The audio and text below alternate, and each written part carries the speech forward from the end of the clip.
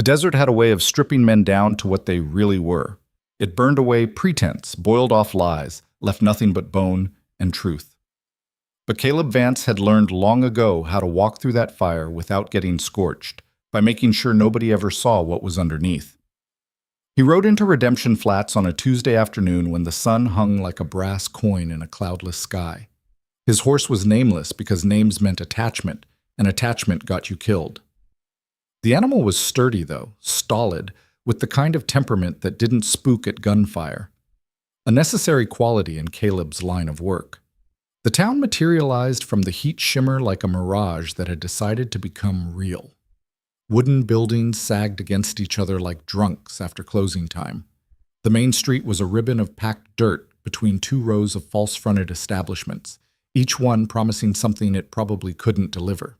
A saloon, a general store, a bank that looked more fortified than the territorial prison, and at the far end, a church with a steeple that leaned slightly to the left, as if even the building wasn't sure it believed in what happened inside.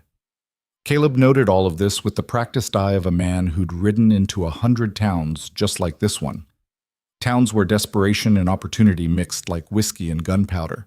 Dangerous, but potentially profitable if you knew how to handle the combination. He tied his horse outside the saloon, the lucky draw, according to the weathered sign creaking in the hot wind, and stepped through the bat-wing doors into the dim interior. The temperature dropped 10 degrees, but the atmosphere got heavier. Conversations died mid-sentence. Eyes tracked him from the bar to the corner tables, weighing, measuring, calculating. Caleb let them look. He knew what they saw. A man in his early 30s, lean but not soft, wearing clothes that had seen better days but weren't quite desperate yet. A revolver rode his hip with the easy familiarity of long partnership. His face was the kind that could be handsome or hard, depending on the light and your perspective. Sharp cheekbones, a mouth that smiled easily but never quite reached his eyes, which were the color of winter smoke. What they couldn't see was everything that mattered. The 3 different names he'd worn in the last 3 months. The 7 towns he'd left in various states of chaos. The pocket watch in his vest that belonged to a railroad baron who still didn't know it was missing. The fact that Caleb Vance wasn't even his real name, that had been buried so long ago even he sometimes forgot what it was. "Whiskey," he told the bartender, a thick-necked man with cauliflower ears and the suspicious eyes of someone who'd been robbed before and expected to be again. The real stuff, not whatever you're cutting with kerosene. The bartender's expression didn't change, but he pulled out a different bottle from under the bar. "$1. Caleb laid a silver coin on the scarred wood. "Town always this friendly?" "Town's got its reasons for caution." The bartender poured a generous measure into a glass that might have been clean once. "We've had a run of bad luck lately. Folks are jumpy." "Bad luck?" Caleb tasted the whiskey. It was actually decent, which meant either the bartender respected honesty or was trying to impress him. Both could be useful. "The kind that involves money disappearing?" The room got quieter, which Caleb wouldn't have thought possible. The bartender's hand hovered near something under the bar, probably a shotgun, possibly a club. "You a lawman?" The question came from behind him, a woman's voice, smoky and sharp at the same time. Caleb turned slowly, hands visible, smile easy. "Do I look like a lawman?" She stood in the doorway that led to the back rooms, backlit so he couldn't make out details at first. Then she stepped forward into the lamplight, and Caleb had to work to keep his expression neutral. She was in her late 20s, wearing a green dress that had cost real money once and still held on to its dignity despite the dust of the frontier. Her hair was dark, pinned up in a way that suggested discipline, but a few strands had escaped to frame a face that was more interesting than beautiful. Strong jaw, intelligent eyes, a mouth that looked like it didn't smile often but devastated when it did. "You look like trouble," she said, answering her own question, "which, in my experience, is worse than law." "Miss Clara runs the school," the bartender offered, his tone suggesting this explained something important. Caleb touched the brim of his hat. "Ma'am, didn't mean to disturb your afternoon." "My afternoon was already disturbed." She moved to the bar, maintaining a careful distance. 3 of my students didn't show up today because their fathers are riding with the Pawsies. 2 more because their families left town in the middle of the night. Hard to teach reading when everyone's either hunting thieves or running from them. Sounds like a prosperous time for thieves, Caleb observed. Her eyes narrowed. You making light of people's suffering? Making an observation about human nature. When chaos comes, some folks hide, some folks fight, and some folks profit, she finished. Let me guess which category you fall into, Mr. Vance, Caleb Vance. He offered his hand, which she ignored. And you're making assumptions. I'm making educated guesses based on 27 years of watching men ride into towns with that exact expression on their face. She turned to the bartender. Henry, has he asked about the bank yet? Not yet, Henry rumbled. The mine? Nope. Then he's either smarter than the usual drifters or waiting to ask someone less suspicious than you. She fixed Caleb with a look that probably worked wonders on unruly schoolchildren. The bank's been hit twice in 3 months. The mine payroll vanished last week before it even reached town. We've had 2 stage robberies, a dozen house break-ins, and a fire at the assay office that was just a little too convenient. So if you're here to add to our misery, I suggest you ride back out the way you came. Caleb sipped his whiskey, considering her. There was steel in this woman, the kind forged by disappointment but not broken by it. She believed in something, probably that school she mentioned, and was fighting to protect it against a tide of corruption that would eventually drown her if she wasn't careful, which meant she was dangerous in her own way. True believers always were. I'm just passing through, he said mildly, looking for honest work if there is any, a warm meal and a bed if there's not. Tomorrow I'll be gone and your town can go back to eating itself. There's no honest work here. This from a man at one of the corner tables, older, with the weathered face of someone who'd spent decades in the sun and the broken blood vessels of someone who'd spent decades in the bottle. Not anymore. Used to be you could make a living with your hands and your back. Now everything's controlled by the company. The mining company, Clara supplied, seeing Caleb's questioning look. They own the land, the claims, the equipment. If you want to work, you work for them at their rates. If you don't like it, you starve. Or steal, the old man added, which is what most folks have turned to one way or another. Not most folks, Samuel, Claire's voice was sharp. Some folks still believe in building instead of taking. Believing don't fill empty bellies, Miss Clara. Samuel lifted his glass in a mock toast. But it sure makes for pretty speeches.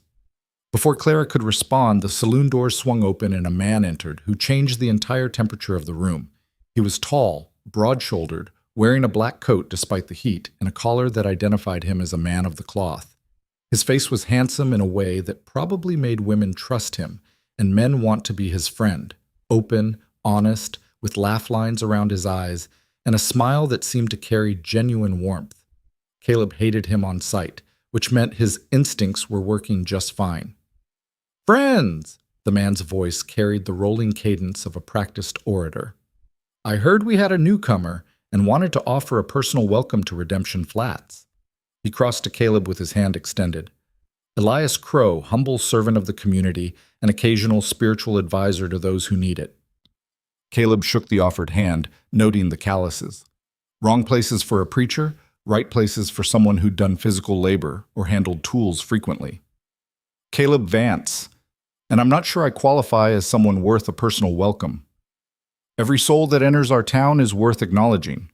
Crow's grip was firm, but not aggressive, his eyes searching Caleb's face with an intensity that suggested he was reading more than most people showed. We've had some troubles lately, as you've no doubt heard, but that makes newcomers all the more important. Fresh perspectives, new energy. Fresh marks, you mean, Clara muttered. Crow's smile didn't falter. Miss Hartwell has a suspicious nature, Mr. Vance. An occupational hazard of teaching children. You start to see mischief everywhere. He released Caleb's hand and turned to include the whole room in his attention. But I prefer to believe in redemption, second chances, the possibility that people can be better than their worst moments. Noble sentiment, Caleb said. Rare in practice. Which is why we must work harder to make it common. Crow gestured to an empty table. Join me for a moment? I'd like to hear what brings you to our humble community, and perhaps I can provide some insight into opportunities that might interest a man of your obvious capabilities. Every alarm bell in Caleb's head was ringing, But he'd learned long ago that the best way to understand a con was to let the artist start their pitch. He grabbed his whiskey and followed Crow to the table, aware of Clara's disapproving gaze following them. Crow settled into his chair with the ease of a man completely comfortable in his own skin. "So, Mr. Vance, what really brings you to Redemption Flats?" Told the schoolteacher the truth, passing through, looking for work. "And I'm the Queen of England." Crow's smile turned knowing. "Come now, we're both grown men here. I saw how you evaluated this room when you walked in. I noticed where your eyes went. Exits first, threat assessment second, opportunities third. That's not the pattern of a drifter looking for day labor." Caleb kept his expression neutral. "Maybe I'm just careful. Maybe you're a man who's learned that survival depends on staying 3 steps ahead of everyone else." Crow leaned forward slightly, dropping his voice. "Let me save us both some time. This town is drowning in corruption, but not the simple kind. It's sophisticated, organized. There are at least 4 different operations running simultaneously: mine theft, bank fraud, claim jumping, and what I suspect is a very clever embezzlement scheme involving the territorial government. And you know this how?" "Because I'm running 2 of them." Crow said it as casually as commenting on the weather. "The mine situation and the claim jumping. The bank jobs are someone else. Crude, inelegant work that's making it harder for the rest of us to operate. And the embezzlement is pure genius that I'm still trying to identify so I can either join it or shut it down." Caleb studied the man across from him. Most cons had at least some self-deception built in, a layer of rationalization that let them sleep at night. Crow showed none of that. He was clear-eyed about what he was, which made him either completely amoral or playing an even deeper game. "Why tell me this, Caleb asked. "Because you walked in here with 3 different tells that marked you as one of us. The way you counted heads before committing to the bar. That's someone who always knows his exits. The speed at which you evaluated Henry's threat level, trained observation. And most tellingly, you ordered the good whiskey with a silver dollar when any actual drifter would have nursed the cheap stuff with copper." Crow spread his hands. "So let's drop the performance. You're here because you smelled opportunity. I'm here because I created it. We can compete, which will be messy and unprofitable for both of us. Or we can collaborate. You don't know anything about me. I know you've been running games long enough to have instincts that work on autopilot. I know you're smart enough to recognize that this town is a powder keg about to blow, and smart operators position themselves to profit from explosions." Crow's eyes glittered. "And I know you're exactly the kind of partner I need for what I'm planning next." "Which is?" "The bank. A proper job this time, not the amateur smash and grab nonsense we've seen. Something elegant. Something that will set us both up for years while simultaneously burning down the entire corrupt system that's choking this town." He paused. "Something that will look, to the casual observer, like justice being served." Despite himself, Caleb was intrigued. "You're talking about robbing the bank while making it look like you're helping the town?" "I'm talking about robbing the bank in a way that exposes who's really been stealing from these people all along. The mining company, the territorial officials, the cattle barons who've been buying up land with money that disappeared from settler accounts." Crow's voice carried genuine passion now, though whether it was real or manufactured, Caleb couldn't tell. "We take their money, reveal their crimes, and ride away as the mysterious benefactors who freed Redemption Flats from oppression, while keeping the money. Obviously, we're not saints. And what makes you think the bank has enough to make this worthwhile?" Crow smiled. "Because I've seen the books. The real ones, not the ones they show the auditors. There's over $200,000 in that vault, most of it skimmed from federal land grants and mining revenues. Money that's supposed to be building schools and roads and infrastructure." He glanced toward the bar where Clara was watching them with undisguised suspicion. "Money that could actually help people if it weren't being hoarded by men in expensive suits 300 miles away." Caleb followed his gaze. "The schoolteacher matters to you." "She matters to the town. She's the only thing keeping this place from complete savagery. Her and that school represent the possibility of something better." Crow's expression was unreadable, "which is why I make sure nothing happens to either of them. While robbing everyone blind. While redistributing wealth from people who stole it to people who might use it better, including ourselves." Crow leaned back. So what do you say, Mr. Vance? Are you in, or do I need to make sure you don't interfere with what's coming? The threat was delivered mildly, almost apologetically, but it was real. Caleb could see it in the slight tension around Crow's eyes, the way his hand rested casually near his coat pocket, where something heavy was weighing down the fabric. This was a man who'd killed before and would do it again if necessary, all while maintaining that warm, pastoral smile. Caleb respected that kind of professionalism. I'd need to see the setup, he said. Know the players, understand the timing. Naturally, we'll start tomorrow. For tonight, I'll arrange a room at the boarding house. Mrs. Patterson runs a clean establishment and doesn't ask questions. Tomorrow we'll begin your education in the finer points of Redemption Flat's political economy. Crow stood, offering his hand again. Welcome to the team, Mr. Vance. Caleb shook it, sealing a deal with the devil. Or perhaps with a fellow devil, which might be worse. After Crow left, stopping to offer blessings and smiles to half the room on his way out, Clara materialized at Caleb's table like an avenging angel in calico.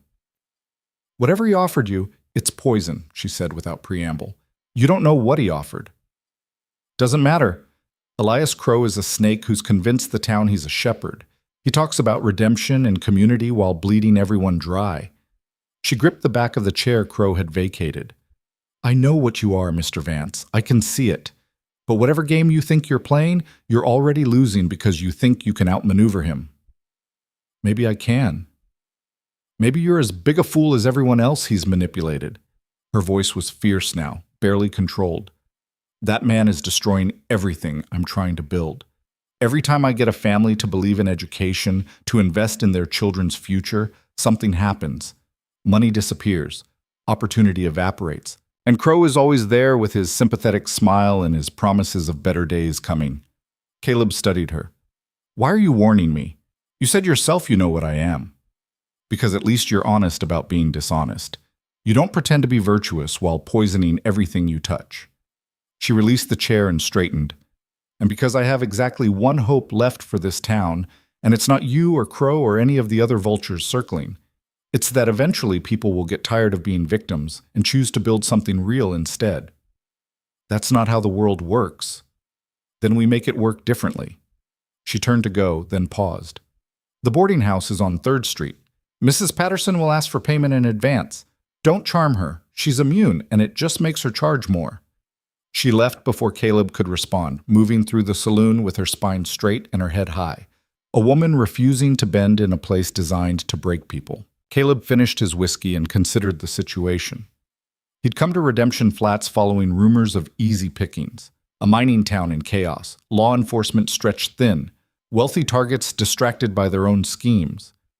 What he'd found was more complex, a sophisticated con artist posing as a preacher, a determined idealist trying to educate children in the middle of a war zone, and a town tearing itself apart over money that, if Crow was telling the truth, had been stolen in the first place. The smart move was to walk away. Complexity meant variables, and variables meant risk. But the smart move was also boring, and Caleb had learned long ago that boredom was a different kind of death. Besides, $200,000 was a lot of redemption.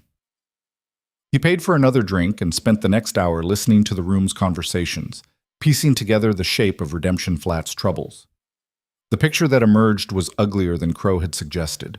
The mining company wasn't just controlling employment, they were forcing workers to buy supplies from company stores at inflated prices, keeping everyone in permanent debt.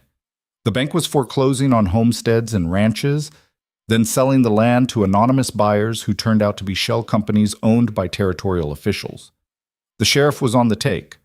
The mayor was either corrupt or incompetent, possibly both. And the only law that mattered was who had the money to enforce their version of it.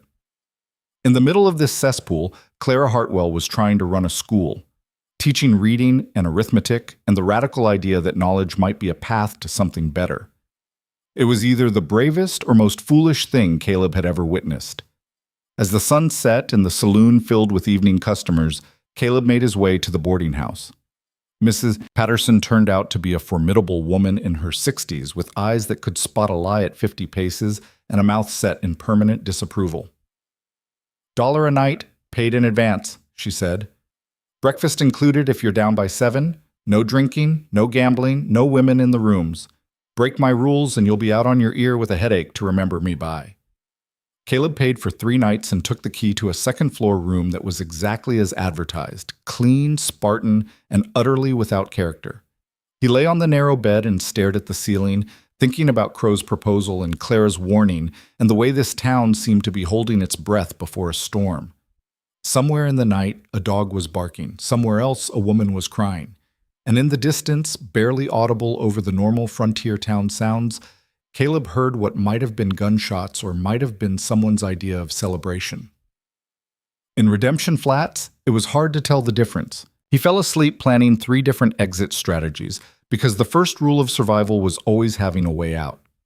But when morning came and Elias Crow knocked on his door with coffee and croissants, somehow obtained in a town that barely had bread, Caleb found himself saying yes to things he should have refused. Because the second rule of survival, the one he'd learned at considerable cost, was that sometimes the only way out was through. And Redemption Flats was a town that demanded you go all the way through to whatever waited on the other side. The croissants were still warm, which meant Crow had connections Caleb hadn't anticipated. In a town where fresh bread was a luxury, pastries from some baker's pre-dawn labor spoke of influence that ran deeper than a preacher's congregation. "You're wondering how I managed this," Crow said, settling into the room's single chair while Caleb remained on the bed. "The answer is simple. I pay attention to what people need and make sure I can provide it. Mrs. Chen at the bakery needs her son kept out of the mine labor draft. I make that happen. In return, she ensures I have access to civilized breakfast items." "The mine drafts labor now?" "Not officially, but when the company needs workers and a young man happens to owe money at the company store, opportunities for voluntary employment become remarkably convenient." Crow sipped his coffee. "Drink up. We have a busy day ahead, and I prefer my partners alert." Caleb took the offered cup, noting it was real coffee, not the chicory-laced substitute most frontier establishments served. Everything about Crow's presentation was deliberate. The quality goods, the casual revelation of his network, the assumption that partnership was already established. It was a masterclass in manipulation, and Caleb found himself simultaneously impressed and wary. They left the boarding house as the town was waking. The morning air carried the smell of smoke from cooking fires, horse manure, and something chemical from the direction of the mine. Workers were already trudging toward the excavation site on the eastern edge of town, lunch pails in hand, shoulders slumped with the weight of another day in darkness. "First lesson," Crow said as they walked. "This town has 3 economies. The visible one, legitimate business, mining wages, store purchases. The shadow one, theft, claim jumping, protection rackets. And the invisible one, where real power moves money in ways most people never see." He nodded toward the bank, its facade attempting grandeur, but achieving only pretension. "That's where the invisible economy lives. Federal deposits, land grant funds, territorial development money. Millions of dollars flowing through Redemption Flats on paper while the town itself starves. And you want to rob the visible manifestation of the invisible economy. I want to expose it while robbing it. There's a difference." Crow steered them down a side street toward a modest building with a sign reading Assay Office. "The man we're about to meet is named Thomas Wei. He came here from Sacramento with dreams of legitimate mineral assessment. What he found was a system designed to cheat miners out of their claims by undervaluing their ore samples. Let me guess, he's now part of that system." "He was. Until his daughter got sick and the company doctor refused treatment because Wei couldn't afford the medical fees." Crow's voice hardened.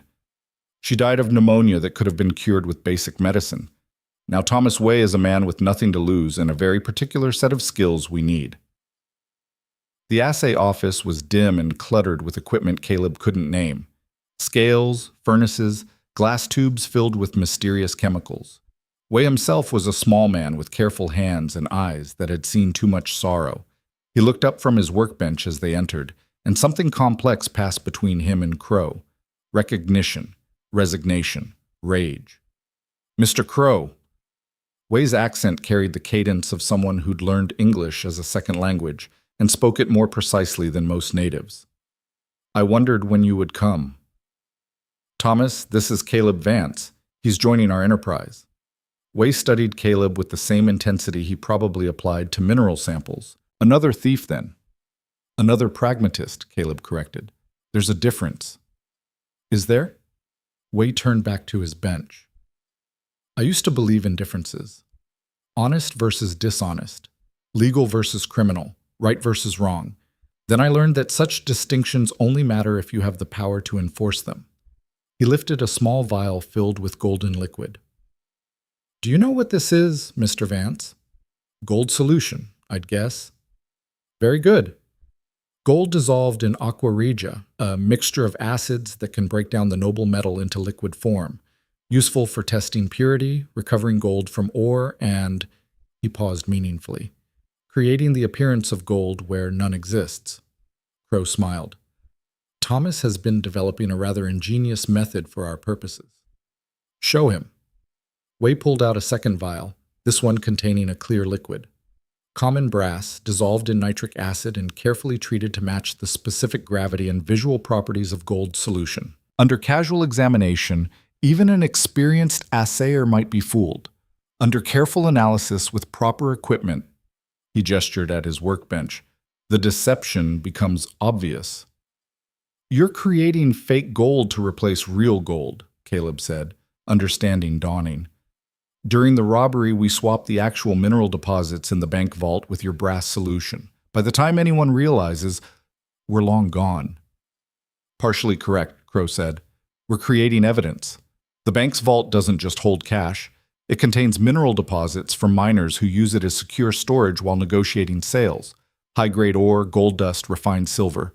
When we make the swap and the deception is eventually discovered, it will appear that the bank has been systematically replacing real deposits with fakes, stealing from the very people they're supposed to protect, which will destroy the bank's credibility and expose the corruption you mentioned. While we walk away with approximately 80,000 in actual minerals, plus whatever cash is available. Crow's eyes gleamed. The beauty is that the bank managers are so corrupt, nobody will believe their protests of innocence. They've been skimming and stealing for so long that this will look like just another scam they ran. Caleb had to admire the elegance. It was more than a robbery. It was a narrative weapon.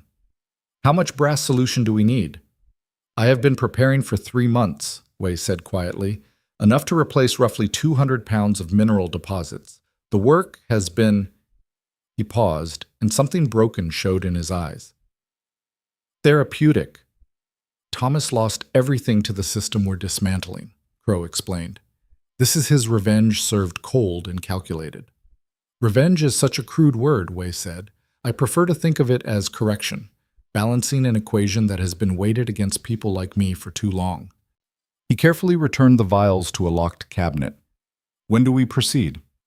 72 hours. The territorial examiner arrives Monday to audit the bank's federal deposits. We need to move before then, while security is lax and the vault is fully stocked. Crow turned to Caleb. Which brings us to your role. Thomas handles the chemical artistry. I handle the social engineering and logistics. You need to handle the vault itself. I'm not a safecracker. No, but you are someone who understands how to read people and exploit systems.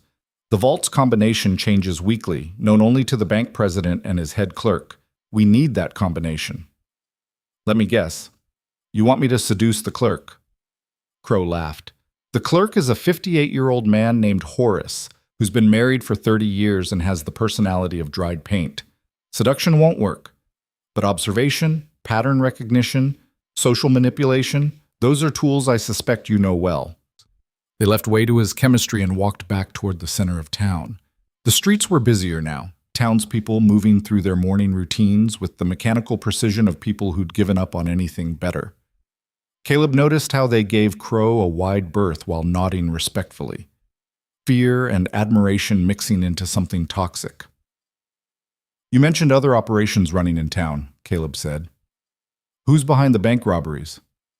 A gang called the Scorpions, led by a delightful psychopath named Jack Drummond. They're crude but effective. Ride in, shoot anyone who resists, take whatever's available, ride out. They've hit the bank twice, getting maybe $3,000 total. Amateur work that's making our job harder by increasing security. Will they be a problem for us? Undoubtedly. Drummond doesn't like competition, and he's smart enough to realize something bigger is being planned.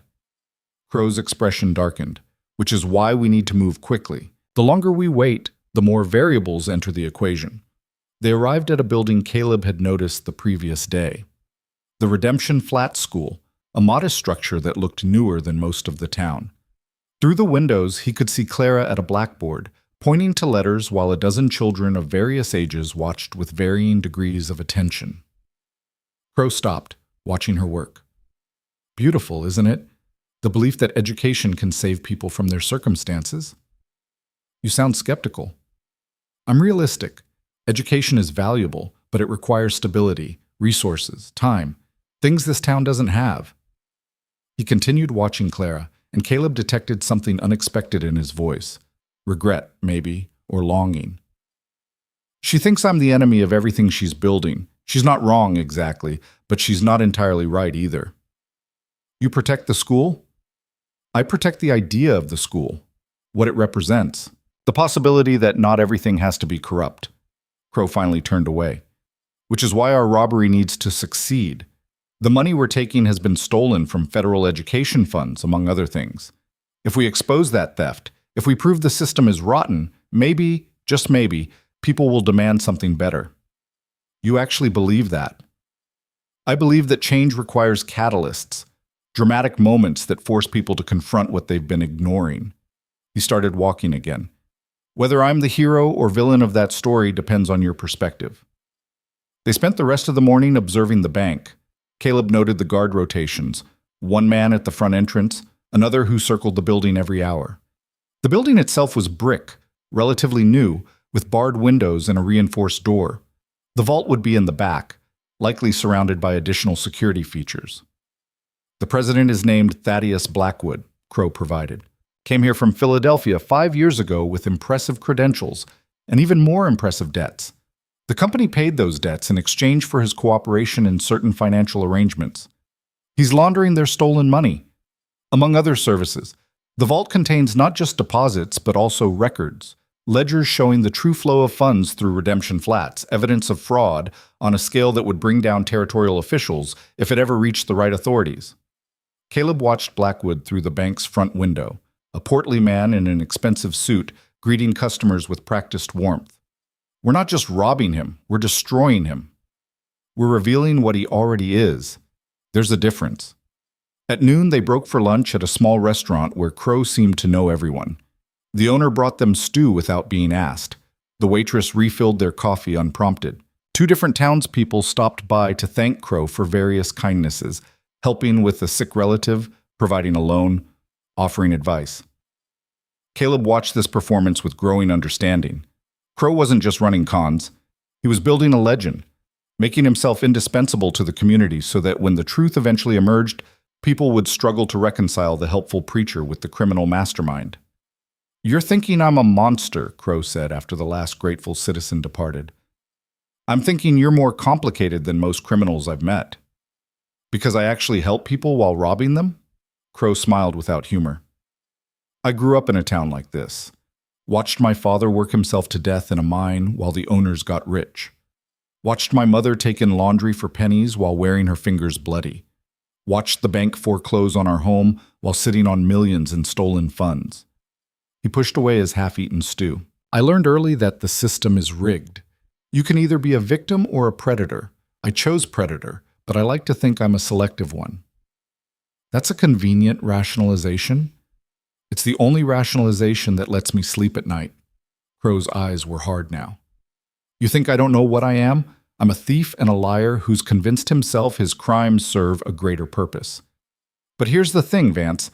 Sometimes they actually do. The money I've stolen from the mine went to families who would have starved otherwise. The claims I've jumped belong to speculators who are bleeding actual miners dry. I'm not a hero, but I'm not the worst villain in this story either.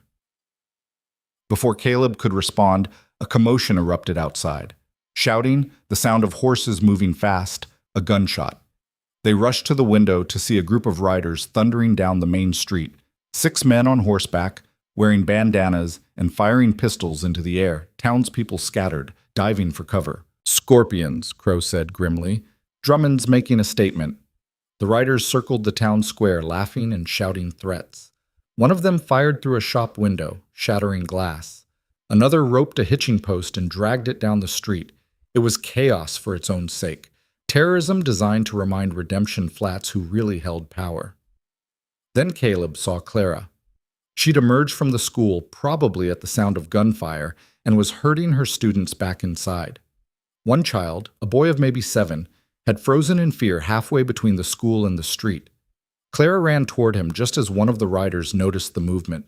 Caleb was moving before thinking, muscle memory and instinct taking over. He burst through the restaurant door and sprinted toward the school. The rider was closing on Clara and the boy, his pistol raised more in threat than intent, but still deadly if his finger slipped. Caleb grabbed a loose piece of timber from a construction pile and hurled it at the horse's legs. The animal spooked, rearing and dumping its rider into the dirt. The man came up cursing, his gun now aimed directly at Caleb. For a frozen second, they locked eyes. Caleb saw a young man, barely 20, with fear masking as aggression. The rider saw whatever Caleb's expression was showing and apparently decided it wasn't worth dying over. He scrambled onto his horse and galloped after his companions, who were already retreating toward the edge of town. Clara had reached the boy and was ushering him into the school. She paused at the doorway, looked back at Caleb, and gave him a single nod. Not gratitude exactly. Recognition, maybe. Acknowledgement that he'd done something that didn't fit her assumptions about him. Then she was gone, the school door closing behind her with solid finality. That was foolish, Crow said, appearing at Caleb's shoulder.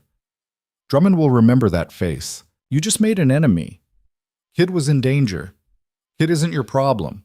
This town isn't your problem. We're here to rob it, not save it. Caleb turned to face him. You just spent an hour explaining how your crimes serve the greater good. Now you're angry I stopped a child from getting shot. I'm angry you drew attention to yourself. We need to be invisible until Monday. Now you're the drifter who challenged the Scorpions. Crow's frustration was visible. Drummond will investigate. He'll want to know who you are, what you're doing here, whether you're a threat to his operations. Then we'll handle it when it comes. You don't handle men like Jack Drummond. You avoid them or you kill them. There's no middle ground. Crow started walking back toward the restaurant. We need to accelerate the timeline. Get the vault combination today, move the operation to tomorrow night, before Drummond decides you're worth eliminating. The rest of the day was spent in preparation. Crow introduced Caleb to a series of contacts, a stable owner who could provide fast horses for the escape, a clerk at the telegraph office who would ensure no messages went out during the robbery, a doctor who asked no questions about gunshot wounds. Each person was bought and paid for, their loyalty purchased with money or favors or the promise of both. By evening, they had assembled in Way's assay office, Caleb, Crow, Way, and 2 other men Crow introduced as Marcus and Ben. Brothers, former mine workers who'd been injured in a cave-in and now survived through petty theft and occasional muscle work. The plan is simple, Crow explained, spreading a hand-drawn map on Way's workbench. Marcus and Ben create a distraction at the north end of town, fire in the old warehouse. Nothing dangerous but loud enough to draw the sheriff and his deputies. While they're occupied, we enter the bank through the back entrance. Thomas has a key, courtesy of his late-night chemistry sessions with the head clerk, who happens to enjoy medicinal whiskey. Blackmail, Caleb observed. Leverage, Crow corrected. The clerk has been drinking on the job. We have evidence. He provides access. We maintain his secret. Everyone benefits. Except the bank.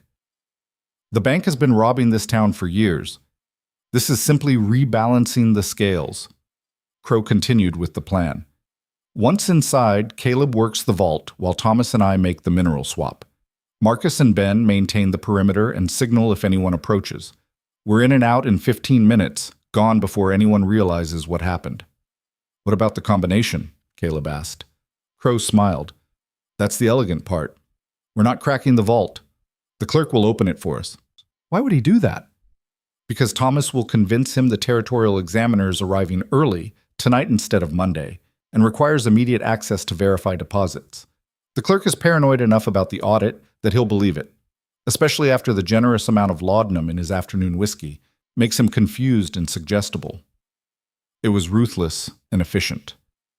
And if he doesn't believe it, then you actually do crack the vault, and we're there longer than ideal but still successful. Crow looked at each of them. Questions? Wei spoke up. What happens after? When the fraud is discovered? Chaos, investigation, federal marshals probably. The bank's records will reveal the scope of corruption, which will trigger political earthquakes all the way to the territorial capital. Crow's expression was satisfied. And somewhere in that chaos, actual reform might happen. Or at least the current parasites will be replaced by new ones who haven't learned all the tricks yet. That's not exactly justice, Marcus said. No, but it's better than what we have now, and we'll be $80,000 richer, which is its own form of justice. They spent another hour reviewing details, memorizing timing, establishing fallback plans. By the time Caleb left the assay office, full dark had fallen, and Redemption Flats had transformed into something more honest. The pretense of civilization faded with the sunlight. Now it was just a frontier town, dangerous, desperate, and alive with the kind of energy that preceded violence. He was walking back to the boarding house when Clara intercepted him on a side street. "We need to talk," she said without preamble. About? About what you did today, and what you're planning with Crow. She stepped closer, close enough that he could see the worry lines around her eyes. "I'm not stupid, Mr. Vance. I know something is being organized. The whispers, the meetings, Crow's sudden urgency. You're going to rob the bank." Caleb could have denied it, should have, probably, but something in her directness demanded honesty. "What if we are?" "Then you're fools. The bank has insurance, connections, power. They'll hunt you down and make examples of you." Her voice dropped. "And in the process, they'll tear this town apart even worse than it already is. The bank is already tearing this town apart. So you destroy it and then what? You ride away with your stolen money while the rest of us deal with the aftermath?" She grabbed his arm, her grip surprisingly strong. "That school you saved a boy from in front of today? It exists because I fought for 3 years to get funding. Money that came through the bank because they're the only institution with connections to territorial government. If the bank collapses, that funding disappears. My school disappears." Caleb hadn't considered that angle. In his experience, institutions were always targets, never necessary infrastructure. But Clara lived in a different reality, one where systems, however corrupt, still provided the framework for things worth protecting. "Crow says the bank has been stealing education funds. Crow says a lot of things. Some are even true." She released his arm. "But he doesn't care about my school or this town. He cares about the score, the con, the win. Whatever rationalization he's feeding you about exposing corruption or helping people, it's a lie. He's helping himself. And what are you doing, besides hoping that teaching children to read will somehow fix a broken system?" Her eyes flashed. "I'm building something that might last beyond the next robbery or the next mining season. I'm giving children tools to escape this place instead of being trapped by it. That's not naive, Mr. Vance. That's the only practical solution to long-term survival." They stood in the darkness, two people with completely different philosophies, and Caleb felt something unexpected. Respect. Claire was fighting a losing battle with weapons that couldn't win, but she was fighting anyway. There was something noble in that kind of stubborn resistance. "The robbery happens whether I'm part of it or not," he said finally. "Crow has enough people. But you're the new variable, the unknown factor. You could walk away. Tonight. Take your horse and ride out and let whatever's going to happen happen without you." "Why do you care what I do?" She was quiet for a long moment. "Because you saved that boy today. You didn't have to. There was no profit in it, no angle. You just did it. Which means somewhere under all the cynicism and self-interest, there's a person who still acts on instinct toward good." She stepped back. "Don't waste that on Elias Crow's schemes." Then she was gone, disappearing into the shadows with the same quiet determination she brought to everything. Caleb stood alone in the dark, thinking about choices and consequences and the difference between being smart and being wise. He thought about $80,000 and what it could buy, about Clara's school and whether it mattered, about Crow's elaborate justifications and whether they were truly beliefs or just sophisticated lies he told himself. In the distance, someone was singing, a miner's ballad about home and heartbreak. Closer, a dog barked territorial warnings. And somewhere in the darkness, Jack Drummond and his scorpions were probably planning their own violence, their own version of taking what they wanted from a world that gave them nothing. Caleb returned to the boarding house and lay awake for a long time, watching shadows move across the ceiling. Tomorrow night they would rob the bank. Lives would change. Some for better, most for worse. And he would be complicit in all of it, which was familiar territory but felt different somehow in Redemption Flats. Maybe because Clara was right, he could still walk away. The choice was still his. But morning came, and when Crow knocked with coffee and a final review of the plan, Caleb opened the door and said yes to all of it. Because walking away was surrender, and Caleb Vance, whatever his real name had been, had spent too long surviving to surrender now. The last day before the robbery passed in careful preparation. They confirmed the distraction was ready, verified the escape route, made sure every participant knew their role. Way checked his brass solutions one final time. Marcus and Ben acquired the necessary equipment for starting a controlled fire. And through it all, Caleb felt the weight of Clara's words, the knowledge that his choices would ripple outward in ways he couldn't predict or control. That robbing the bank might expose corruption, but it would also destroy something she'd built with hope and stubbornness. As the sun set on what would be their last peaceful evening in Redemption Flats, Caleb found himself walking past the school. Through the window, he saw Clara alone, grading papers by lamplight. She looked tired, determined, fragile in a way that had nothing to do with physical weakness and everything to do with betting everything on a dream that was probably doomed. She looked up and saw him watching. For a moment, their eyes met through the glass. Then she deliberately turned back to her papers, dismissing him without words. Caleb walked away knowing that tomorrow, one way or another, everything would change. The only question was whether that change would be the kind that built something or the kind that just burned everything down. The night arrived with the kind of stillness that preceded storms. Caleb stood in the shadows behind the assay office, watching Crow check his pocket watch for the third time in as many minutes. The man's usual calm had frayed at the edges.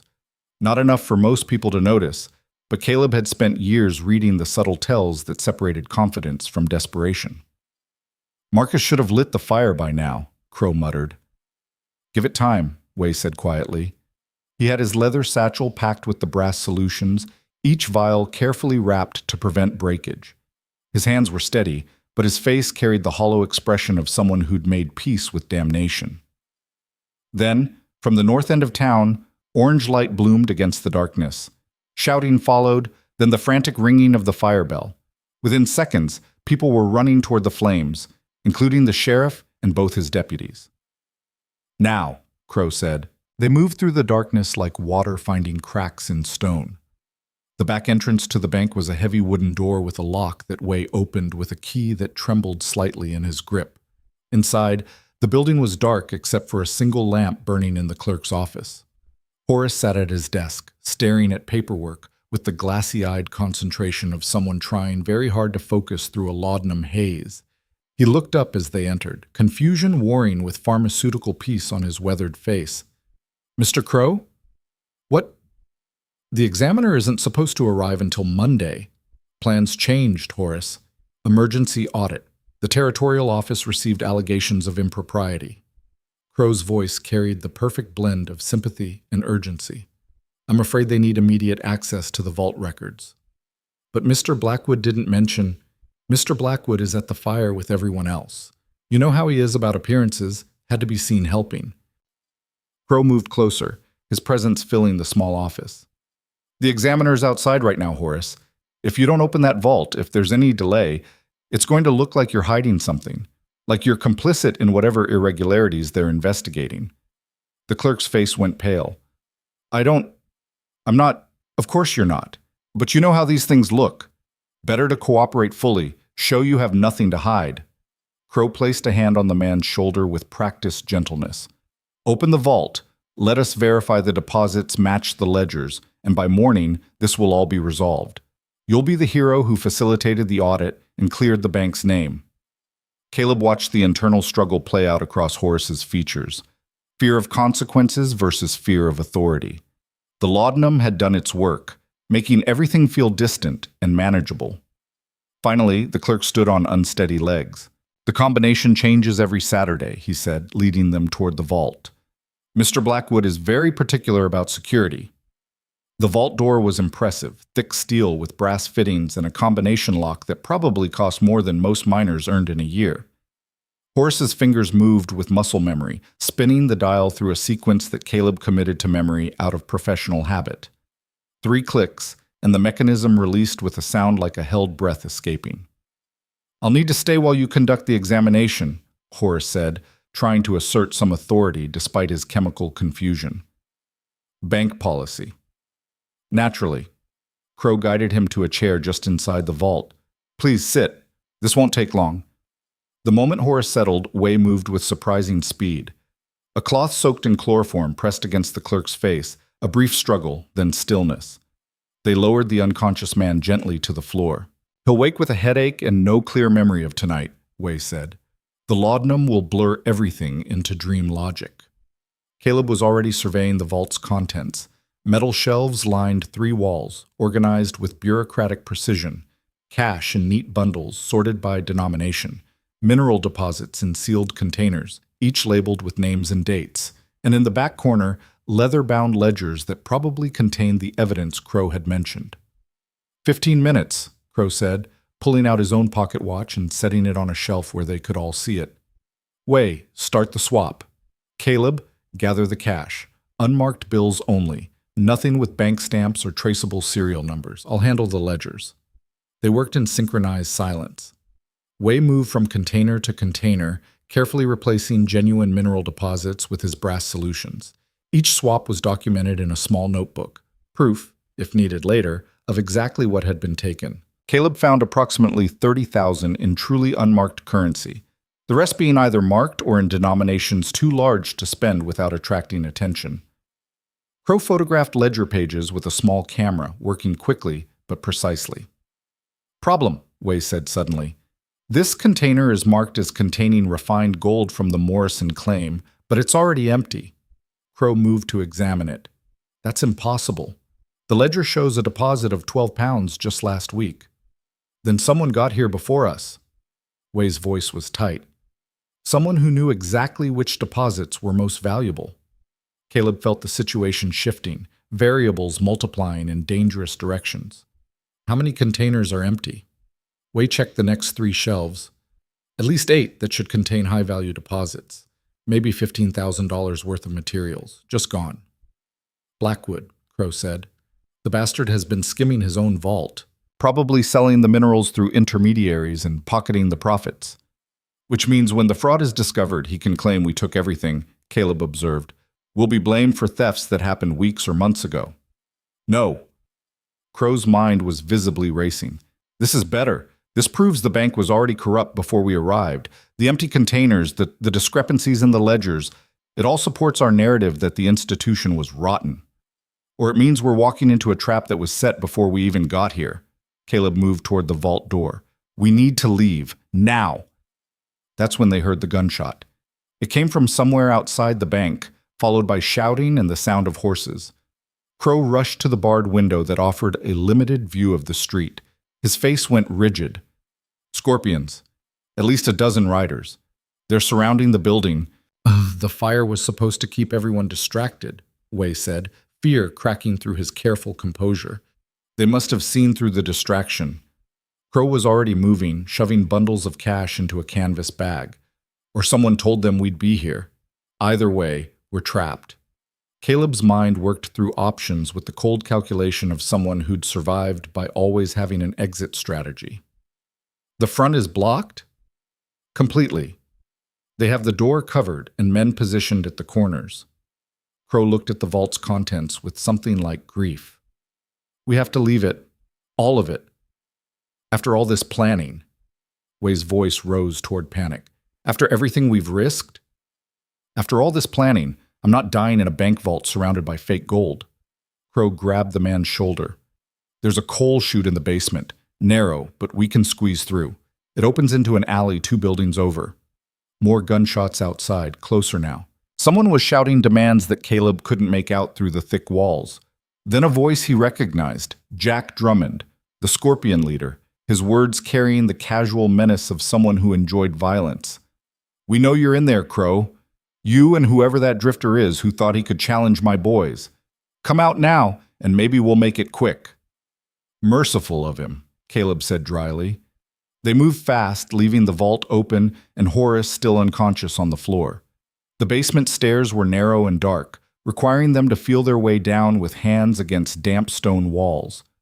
The coal chute was exactly where Crow had promised, a metal slide designed for fuel delivery, barely wide enough for a grown man.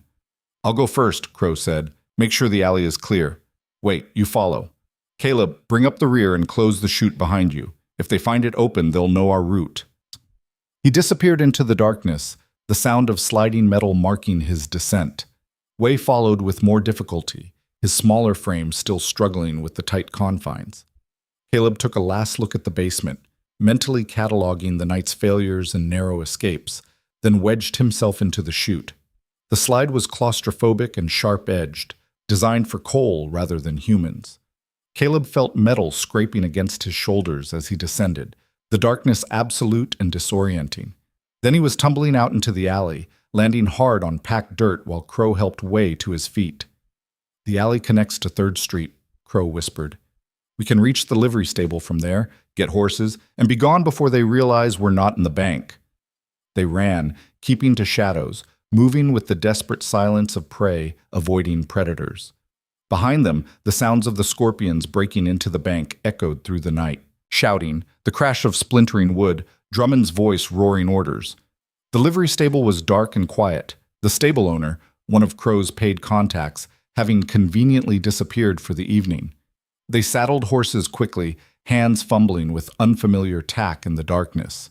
Caleb's mount was a rangy mare with nervous eyes but good legs. She'd run when asked, which was all that mattered. "Where do we go?" Way asked, trying to keep his voice steady and failing. "North, into the Badlands. There's a box canyon about 10 miles out where we can hole up until the heat dies down." Crow swung into his saddle. "After that, we split up and disappear. This town is finished for all of us." They led the horses out the back of the stable, moving quietly until they reached the edge of town.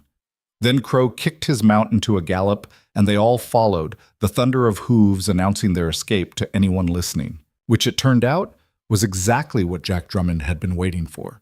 The ambush came at the town limits where the road narrowed between 2 buildings. Riders emerged from both sides, cutting off their escape route. Muzzle flashes lit the darkness as the scorpions opened fire, not trying for accuracy yet, just forcing them to stop. Crow's horse reared, nearly throwing him. Way's mount bolted sideways into a water trough, dumping its rider into the mud. Caleb managed to control his mare enough to wheel her around, looking for any gap in the ambush, but there were too many riders and too few options. "Get down!" Drummond's voice carried absolute authority. "Next volley won't be warning shots." They dismounted, hands visible, surrounded by men with guns and attitudes that suggested shooting wouldn't trouble their consciences. Drummond himself rode forward, and in the moonlight, Caleb got his first clear look at the scorpion leader. He was younger than expected, maybe 30, with the lean build of someone who'd grown up hungry and stayed that way through choice or circumstance. His face was handsome in a dangerous way, all sharp angles and cold eyes that assessed everything for weakness. He wore his violence like other men wore suits, comfortable, natural, essential to his identity. "Elias Crow," Drummond said, his voice carrying genuine amusement. "The righteous preacher caught running from a bank robbery. How's that for irony?" "Jack." Crow's composure had returned, his voice steady despite being at gunpoint. "I'd say this is a pleasant surprise, but we both know better." "You thought you were smart, distracting everyone with a fire while you cracked the vault." Drummond circled his horse around them, a predator examining prey. "Problem is, I've been watching you for weeks. I knew something big was coming, just had to wait for you to commit before making my move." "So what now? You kill us and take credit for stopping a bank robbery?" "Why would I do that?" Drummond laughed, and the sound had edges sharp enough to cut. "The bank's already robbed, by my count, which means the money you stole belongs to me now. Payment for my patience." "We didn't get the money," Way said desperately. The vault was already empty. Someone else... Shut up! One of Drummond's men backhanded Way hard enough to knock him down. Boss didn't ask you to speak. Caleb watched Drummond's eyes track the violence, saw the flash of satisfaction there. This was a man who enjoyed power, who fed on fear, which meant he had weaknesses, psychological pressure points that could be exploited if Caleb could just find the right leverage. The vault was empty because Blackwood's been running his own scam, Caleb said, keeping his voice level and conversational. Your patient watching missed the fact that you're not the only thief working this town. Drummond's attention snapped to him. You're the drifter, the one who spooked my rider yesterday. Guilty. Though, to be fair, your rider was about to shoot a school teacher and a child. Seemed worth spoiling his aim. You got a smart mouth. I don't like smart mouths. Drummond drew his pistol, the movement casual and practiced. Maybe I'll fix that problem right now. Then you'll never know where the real money is, Caleb said, gambling everything on a bluff he was inventing as he spoke. The cash in the vault was pennies compared to what Blackwood's been hiding, but if you kill me, you'll never find out where he stashed the big score. Drummond's finger rested on the trigger, pressure building. Then, slowly, he lowered the gun. You're lying. Maybe. Or maybe I'm the only person who actually did the research before trying to rob this place. Caleb met his eyes without flinching. Crow here thought the vault was the prize. I knew better. The real money never stays in a bank vault where federal examiners might find it. It gets moved, hidden, invested in places that don't show up on official ledgers. And you know where Blackwood hid it. I know that a bank president who's been skimming for 5 years has to put that money somewhere. I know that he bought property under shell companies, that he's been investing in mining claims through intermediaries, that he maintains a second set of books that even Crow didn't know about.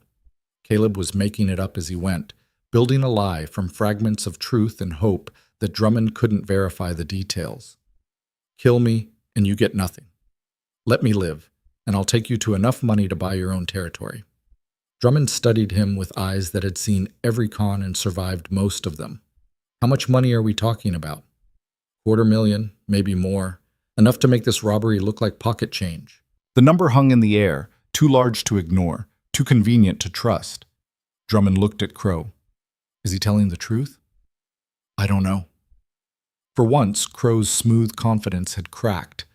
I found evidence of property purchases, but I assumed those were legitimate investments. If Vance is right, if there's a larger cache, then you're both idiots for going after the vault instead of the real prize. Drummond holstered his pistol. Fine. You get to live long enough to prove your claim, but if you're lying, if this is a play for time, I'll make sure you die slow enough to regret every word you just said. Fair terms, Caleb said, mind already racing ahead to the next problem.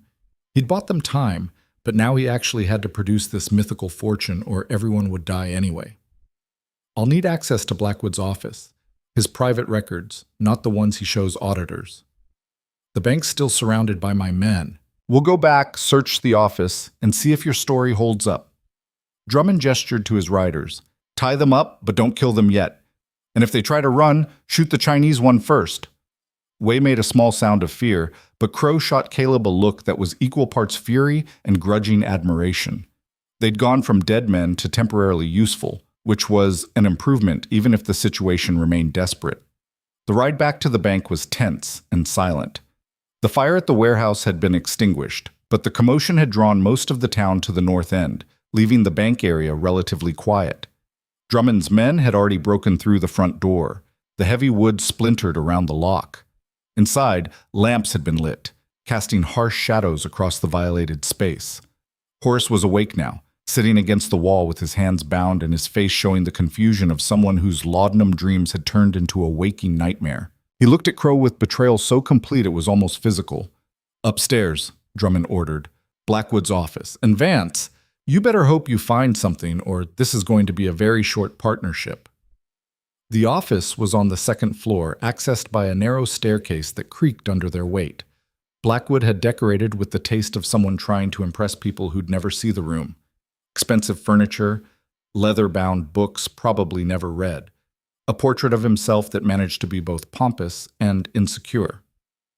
Caleb went straight to the desk, pulling out drawers and checking for false bottoms with the practiced efficiency of someone who'd searched many offices in many towns. Most of what he found was exactly what he expected: routine correspondence, deposit records, lunch receipts from Blackwood's expensive tastes. "Clock's ticking," Drummond said from the doorway. Then Caleb's fingers found the irregularity, a drawer that was 3 inches shallower than the others, suggesting a hidden compartment. He pulled harder, heard something click, and the false bottom released. Inside was a leather portfolio containing exactly what Caleb had gambled might exist: a second ledger. He opened it and started reading, translating the coded entries with the help of context and educated guesses. Property purchases under false names, mining claims acquired through intermediaries, loan arrangements with interest rates that bordered on criminal, and transactions, dozens of them, transferring money from the bank's accounts to something called the Territorial Development Fund. "What is it?" Crow asked, reading over his shoulder. "Blackwood's been part of a bigger operation. The bank wasn't just stealing, it was laundering money for territorial officials, land grants, development funds, military contracts, all of it flowing through here and getting cleaned before distribution." Caleb flipped pages, the scope of the fraud becoming clearer. The vault was never the target, it was just the public face. The real money was always going somewhere else. "Where?" Drummond demanded. Caleb found the entry he needed and felt his stomach drop. "The mine. The company's main office has a secondary vault for payroll security. According to this, that's where Blackwood's been moving the bulk of the stolen funds. Easier to hide in a mine's accounting than a bank's." Drummond laughed, but there was no humor in it. "You're telling me we need to rob the mine. I'm telling you that's where the money is. Whether we rob it is your decision. The mine has 20 armed guards and a vault that makes this bank's look like a toy." Crow was shaking his head. "It's suicide." "It's the score of a lifetime," Drummond countered. "250,000, you said." "At least. Maybe more if the recent territorial appropriations have been processed." Caleb closed the ledger. "But Crow's right. The security is intense. We'd need inside help, precise timing, and enough firepower to hold off a small army. Or we'd need a reason for the guards to be somewhere else," Drummond said slowly. "A distraction big enough that security protocols get abandoned in favor of immediate crisis response." "Like what?"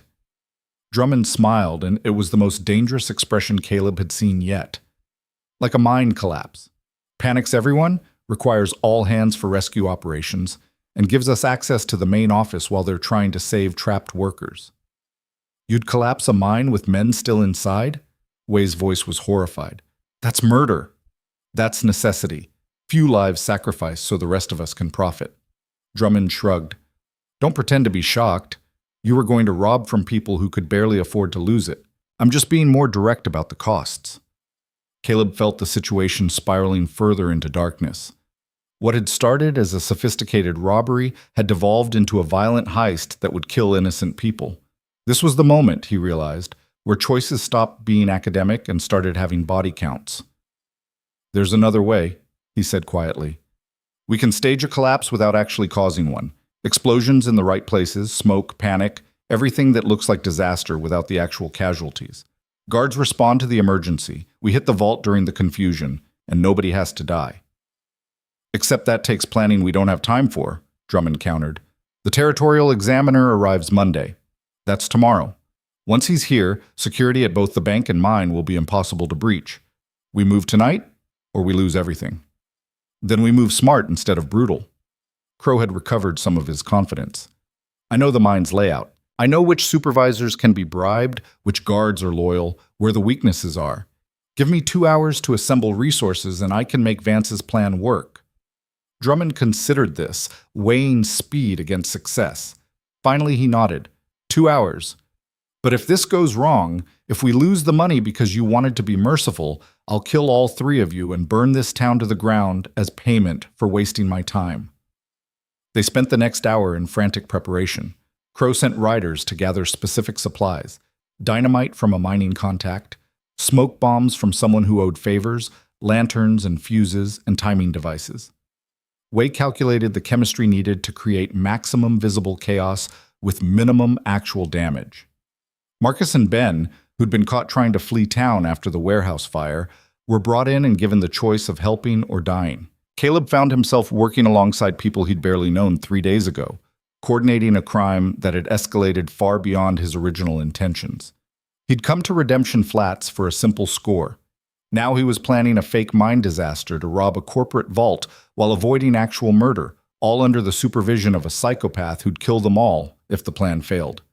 Claire's words echoed in his mind. You could walk away, but that option had evaporated somewhere between the first gunshot and the second lie. Now he was committed, for better or worse, to seeing this through to whatever end it brought. As midnight approached, they assembled at the mine's perimeter. The facility sprawled across the hillside like a mechanical infection. Derricks and processing plants and administrative buildings all connected by rail lines and conveyor systems. Security guards patrolled in pairs, their routes visible by lantern light. The main office sat at the center of the complex, a 2-story brick building that probably contained more stolen wealth than Caleb had seen in his entire criminal career. Everyone knows their role? Crow asked, his voice barely audible over the constant grinding of machinery. They nodded. Marcus and Ben would plant the explosives and smoke devices in shaft number 7, the oldest and least productive excavation. Way would trigger them remotely using a wire system he'd rigged. Drummond and his Scorpions would create this additional chaos by firing guns and shouting about cave-ins. And Caleb, with Crow as backup, would use those critical minutes of confusion to break into the main office vault and extract whatever fortune was hidden inside. It was a plan held together by hope and desperation, the kind that usually collapsed under the weight of reality. But it was all they had, and time had run out for better options. Move, Drummond ordered. They scattered into the darkness, each heading toward their assigned position. Caleb and Crow circled toward the main office's rear entrance, staying low and quiet. The building's windows were dark except for a single lamp in what was probably a guard station. One man, maybe two, which was manageable if they moved quickly. Then the night exploded with sound and fury as Way triggered the charges. The explosion wasn't as loud as Caleb expected, but the effect was immediate and total. A deep boom rolled across the mine complex, followed by a geyser of smoke that erupted from Shaft 7 like a volcanic plume. Alarm bells started clanging, their frantic rhythm cutting through the night. Men poured from the barracks, some half-dressed, all shouting questions nobody could answer. Now, Crow hissed, and they sprinted toward the main office's back door. The guard inside had already abandoned his post, running toward the chaos with his rifle in hand. Crow tried the door and found it unlocked. Security protocols forgotten in the face of apparent disaster. They slipped inside, moving quickly through a hallway lined with filing cabinets and notices about safety regulations that nobody followed. The vault was in the back room, behind a door marked Private, Authorized Personnel Only. Crow produced a ring of keys that he'd somehow acquired from one of his many contacts. The third key turned the lock and they were in. Unlike the bank vault with its impressive steel door, this one was built into the floor, a massive safe sunk into reinforced concrete, designed to survive fires and explosions. The combination lock was German-made, expensive, and according to Crow's intelligence, changed only monthly rather than weekly. "Can you open it?" Crow asked, already knowing the answer would determine whether they lived or died in the next few minutes. Caleb knelt beside the safe, pressing his ear against the cool metal. He'd learned safe cracking from a man in Denver who'd claimed to have robbed half the banks west of the Mississippi. The teacher had died in a shootout before Caleb could verify the boast, but the skills were real enough. How long do we have? 5 minutes before they realize the collapse isn't real. Maybe 10 if we're lucky. Crow moved to the window, watching the pandemonium outside. Way's smoke is working perfectly. Looks like half the mountain is coming down. Caleb tuned out everything except the dial under his fingers. Safe cracking was about patience and perception, feeling the subtle vibrations as tumblers aligned. He spun the dial slowly, listening for the click that would indicate the first number of the combination. Outside, Drummond's Scorpions were adding to the chaos, firing guns into the air and screaming about trapped miners. Someone was ringing the emergency bell continuously, the sound drilling into Caleb's concentration. He forced himself to focus, to find the quiet center where numbers became tactile things you could touch through steel. Click. First number found. He marked it mentally and started on the second. "They're organizing rescue teams," Crow reported, his voice tight. moving equipment toward shaft 7. We have maybe 3 minutes before someone thinks to check the main office. Then stop talking and let me work. The second number came faster, his fingers developing the rhythm. But the third was elusive, the mechanism stubborn. Caleb wiped sweat from his forehead and started again, forcing his breathing to slow, his heartbeat to steady. This was the moment where amateurs panicked and professionals earned their reputation. Click. Third number locked. One more to go. "Company men coming this way," Crow said, pulling his revolver. "2 of them, moving fast. 30 seconds. "We don't have 30 seconds. Caleb ignored him, spinning the dial with delicate precision. The fourth number was there. He could feel it. Just needed to isolate the exact position where metal aligned with metal and locks released their secrets. The footsteps were in the hallway now, boots on hardwood, voices raised in urgent conversation. Crow moved to the doorway, his gun raised but his face showing the calculation of someone weighing murder against exposure. Click. The final tumbler fell into place. See. Caleb yanked the safe's handle and the door swung open with the smooth motion of quality German engineering. Inside, stacked in neat rows, were bundles of currency that represented more money than most people saw in lifetimes. "Sweet mercy," Crow breathed, forgetting the approaching guards for a moment. But Caleb was already reaching past the money to the metal boxes underneath. He opened the first and found exactly what he'd feared. Not more cash, but documents. Bonds, stock certificates, land deeds, all marked with official territorial seals. These weren't stolen funds. They were legitimate investments, legal holdings, the kind of assets that turn thieves into criminals and criminals into targets for federal prosecution. "This isn't stolen money," Caleb said, the realization hitting him like cold water. "It's laundered money that's already been legitimized. We can't just take it and run. This is evidence of crimes involving territorial officials, military contracts, land fraud on a scale that—" The door burst open and 2 company guards entered with rifles raised. They saw Crow with his gun drawn, saw Caleb kneeling beside the open safe, saw the money that represented their employer's darkest secrets. For a frozen second, everyone calculated odds and consequences. Then Crow fired. The shot was impossibly loud in the enclosed space. The first guard went down with a bullet in his shoulder, screaming. The second guard returned fire, the round punching through the wall inches from Crow's head. Caleb dove sideways, grabbing bundles of cash from the safe and shoving them into the canvas bag he'd brought. Not all of it, there wasn't time, but enough to make the night's violence mean something. Crow fired again, and the second guard stumbled backward, clutching his leg. They weren't dead, but they were down, and outside the gunshots had triggered a whole new level of alarm. Shouts of robbery mixed with cries about the mine collapse, creating a symphony of chaos. "Go!" Crow grabbed his own bag and they ran, leaving the guards bleeding and the safe door open and roughly half the money still inside.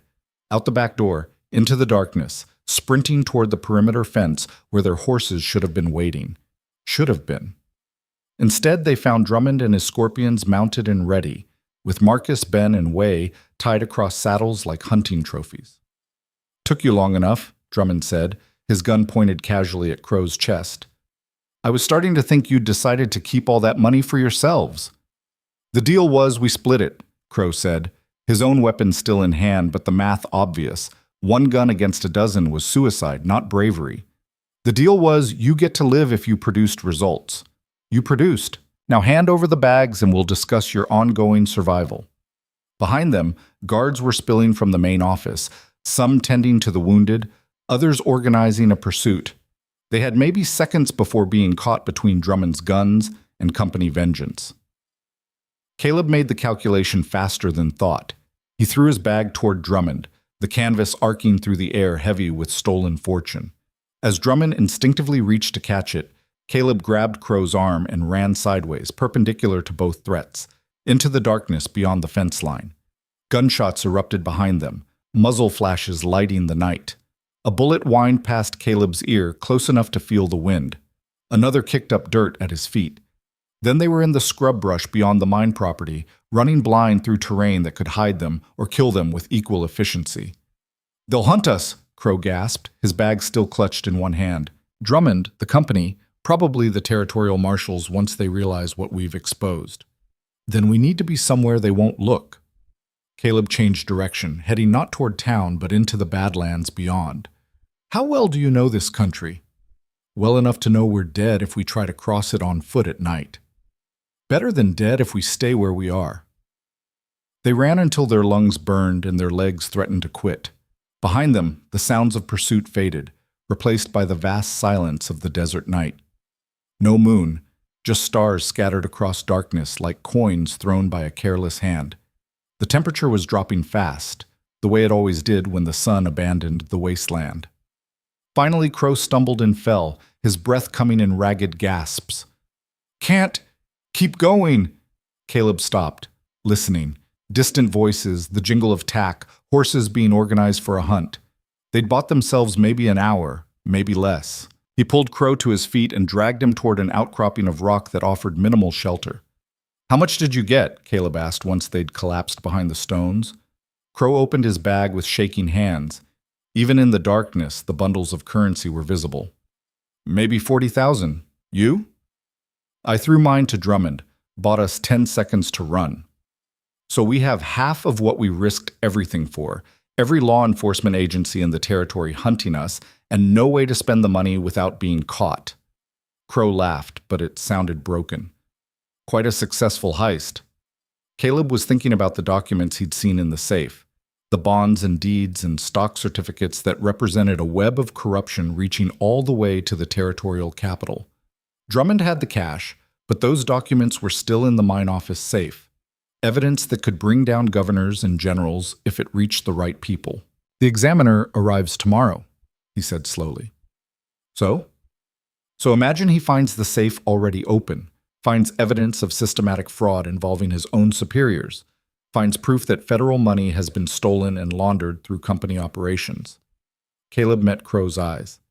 Imagine he has to choose between covering it up to protect powerful people or doing his job and exposing the whole rotten system. You want to go back. After everything that just happened, you want to make sure the evidence gets discovered. Crow shook his head in disbelief. "You're insane. I'm practical. Right now we're thieves who robbed a mine. We hang for that. But if the examiner finds that evidence, if he exposes the corruption, suddenly we're witnesses to a larger crime. Witnesses who might be useful enough to keep alive. Or we're loose ends that need eliminating before we can testify. Maybe. But it's a better option than running forever with money we can't spend." Crow was quiet for a long time, thinking it through. "We'd need to get the documents out of the safe and position them where the examiner can't miss them. Plant them in Blackwood's desk, maybe, or the head office files. Make it look like we were never there. Can it be done?" "Everything can be done. The question is cost." Crow pulled out his pocket watch, squinting at it in the starlight. "We have maybe 6 hours until dawn. The examiner's train arrives at noon. That's our window." They rested for an hour, letting their bodies recover while their minds worked through the logistics. The plan that emerged was desperate and probably doomed, but it had the virtue of being their only option. They would circle back to town, avoiding the main roads where Drummond's scorpions were surely watching. Reach the mine during the pre-dawn shift change when security was chaotic and distracted. Get into the main office one more time, retrieve the incriminating documents, and plant them where the examiner would find them. Then they would disappear. Not run, exactly, but fade into the crowd of drifters and workers and desperate men who populated every frontier town. Become invisible until they understood which way the wind was blowing. It was a plan that required everything to go right in a night where everything had gone wrong. But Caleb had survived this long by taking calculated risks when cautious options had run out. They moved through the darkness using stars for navigation, avoiding the established trails where hunters would be searching.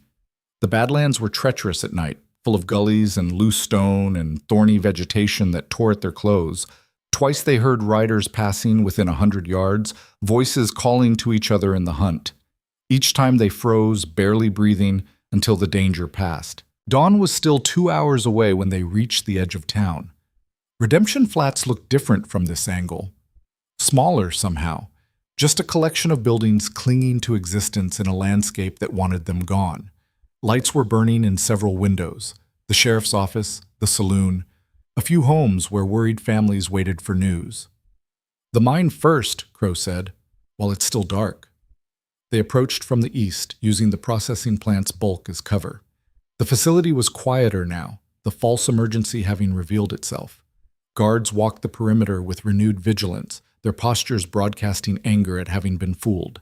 Getting past them would be nearly impossible. Unless they didn't try to sneak. "Give me your coat," Caleb told Crow. "What?" "You're known here." "I'm not, or at least not as well. If I walk up to that fence like I belong, like I'm a company supervisor coming to check damage, there's a chance they'll let me through. And if they don't, then you run while they're shooting me and try to get those documents out some other way." Crow studied him for a long moment. "Why are you doing this? You could take your share of the money and disappear. Leave me. Leave this town. Leave all of it behind." Because Clara was right. This place is rotten, but that school she's building matters. Those kids deserve better than growing up thinking the only options are victim or predator. Caleb took the offered coat.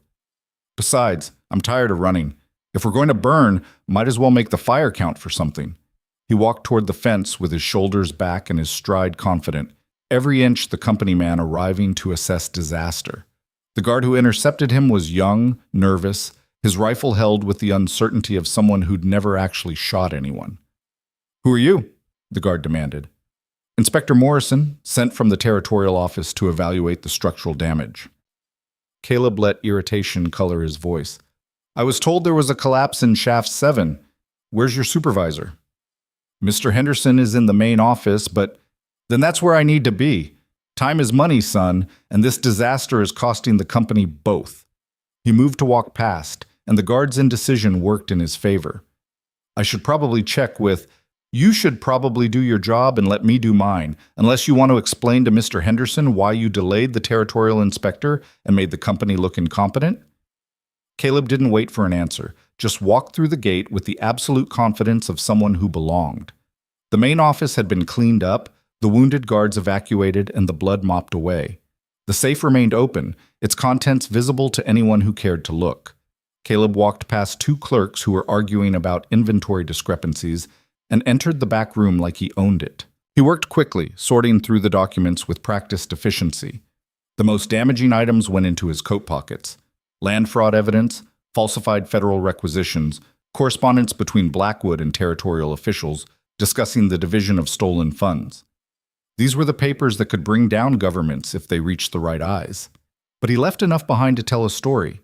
Bonds that showed irregular purchases, stock certificates issued to shell companies, a ledger that Blackwood had hidden in the safe alongside the money, detailing every illegal transaction over 5 years. Then he walked out, nodding to the clerks, striding past the guards with the same confident purpose that had gotten him inside. Nobody questioned the territorial inspector who'd come to assess damage. Nobody wondered why he'd been in the back room alone. By the time anyone thought to verify his credentials, Caleb was outside the fence and melting back into the darkness. Crow met him a quarter-mile away. "Did you get them?" Caleb showed him the documents. "Enough to hang half the territorial government. Now, we need to make sure the examiner finds what's left. Blackwood's office at the bank. We can break in, plant the ledger in his desk, make it look like he was preparing to flee with evidence of his crimes." Crow was already moving. "But we need to do it in the next hour, before the town wakes up." They made their way through Redemption Flats using alleys and shadows, two ghosts moving through a sleeping settlement. The bank was dark and silent, its broken front door a testament to the previous night's violence. They slipped inside, climbed to Blackwood's office, and arranged the evidence with careful precision. The ledger in the desk's top drawer positioned where it would be immediately visible, certain documents scattered on the floor as if dropped in haste, a half-packed travel bag in the corner, suggesting flight and guilt. They were staging a crime scene, creating a narrative that would make sense to the examiner when he arrived. As they worked, Caleb heard voices outside. He moved to the window and saw something that stopped his breath. Clara, walking down the street toward the school with her usual morning determination. It was barely dawn, but she was already moving toward another day of fighting impossible odds with inadequate weapons. "She doesn't know what's coming," Crow said quietly, appearing beside him. "When the examiner exposes everything, when the territorial government collapses and the bank closes and the company's assets get frozen, her funding disappears. That school won't survive." Maybe the town will find another way to support it. This town can barely support itself. You know what happens to idealists when systems collapse? They become the first casualties. Crow pulled the 40,000 from his bag and stared at it. I told myself I was stealing from thieves to help people, but the truth is, I was always helping myself first and calling it justice. He walked to Blackwood's desk and opened the bottom drawer. Inside was a strongbox, unlocked now, probably emptied during the initial robbery. Crow placed the money inside, all 40,000, and closed it. "What are you doing?" Caleb asked. "Leaving it for someone who might actually use it for good. The examiner will find it, probably think it's evidence. But if Clara's smart, and she is, she'll make a case that it's restitution for the town, education funds that were stolen and need to be redirected to their original purpose." Crow's smile was sad. "It's not redemption, but maybe it's close enough." They left the bank as the sun was rising, painting redemption flats in shades of gold that made everything look cleaner than it was. The territorial examiner's train would arrive in 6 hours. By then, Caleb and Crow needed to be far away, their involvement in the night's chaos obscured by distance and careful misdirection. But first, there was one more thing Caleb needed to do. He found Clara unlocking the school, her keys jingling in the morning quiet. She looked up as he approached, and her expression went through surprise, suspicion, and resignation in rapid succession. "Mr. Vance, I heard there was trouble at the mine last night. I'm assuming you were involved." Assuming would be wise, knowing would be dangerous. "Are you leaving?" "Soon, but I wanted you to know the bank examiner is going to find evidence of fraud, extensive, systematic theft involving territorial officials and the company. It's going to explode into a major scandal." Clara's eyes narrowed. "And you're telling me this why?" "Because your school funding runs through the bank. When this hits, that funding will be frozen. You need to be prepared." Caleb hesitated, then added, "There might be money recovered in the investigation, restitution funds. If you make a case that education was one of the intended purposes of the stolen federal grants, you might be able to redirect some of it to the school. You're giving me advice on how to profit from your crimes. I'm giving you a chance to save something worth saving. What you do with it is your choice." She studied him for a long moment. "You could have just stolen the money and run. Instead, you're trying to burn down the whole corrupt system. That's either incredibly noble or incredibly stupid. Probably both, but I figure if I'm going to be a criminal, might as well be one who occasionally does something right by accident." Clara almost smiled. "Get out of here, Mr. Vance, before I decide to turn you in and damn the consequences." He tipped his hat and started to walk away. Then she called after him. "That boy you saved, the one from the Scorpions. His name is Samuel, after his grandfather. He wants to be a teacher someday, help kids the way I helped him." Her voice carried across the distance between them. "So whatever else you've done, whatever crimes you're running from, you saved a life that might matter. Remember that when the guilt gets heavy." Caleb nodded, not trusting himself to speak, and walked away from the school and the woman who believed buildings could be stronger than bullets. Crow was waiting at the edge of town with 2 horses. Not stolen, he claimed, but borrowed from someone who owed him a favor and wouldn't report them missing for at least a day. They rode north into the Badlands, leaving Redemption Flats behind with its broken bank and exposed corruption and one determined schoolteacher who might actually build something lasting from the ruins. "Where to?" Crow asked after an hour of silent riding. "Anywhere but here. We're witnesses to federal crimes now. Eventually, someone will want our testimony. And if they don't, then we disappear and hope the money we left behind does more good than the money we stole did harm." Caleb looked back one last time at the town becoming smaller in the distance. Either way, Redemption Flats isn't our problem anymore. But even as he said it, he knew it was a lie. The town would stay with him, Claire's determination, the school bell ringing, that boy named Samuel who wanted to teach. These things had weight, meaning that transcended dollars and crimes and the simple arithmetic of survival. They rode in silence as the sun climbed higher, burning away the cool morning air. Behind them, Redemption Flats prepared for the reckoning that was coming on the noon train. Ahead, the Badlands stretched endlessly, offering refuge or death depending on luck and skill. And somewhere between the town they'd left and the horizon they'd never reach, Caleb Vance understood that he'd crossed a line he hadn't meant to cross. He'd started this as a simple thief looking for profit. He was ending it as something more complicated, someone who'd torn down a corrupt system and gambled everything that something better might grow in its place. Whether that made him a hero or a fool, he couldn't say. But Clara was right about one thing. At least he'd saved one life that might matter. In a career built on taking, that single act of giving felt like the first honest thing he'd done in years. The horses carried them deeper into emptiness, and Caleb let them, knowing that running was all he had left now. Running, and the hope that somewhere behind him, a schoolteacher was opening a strongbox and deciding whether to turn found money into justice or just more corruption. He hoped she chose wisely, but he'd never know for certain, and that uncertainty felt like the price he deserved to pay for all the certainties he'd destroyed. The Badlands swallowed them whole.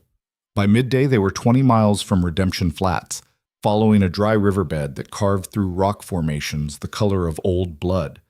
The sun hammered down with the kind of heat that made thoughts slow and visions shimmer. Caleb's canteen was half empty already, Crow's completely drained.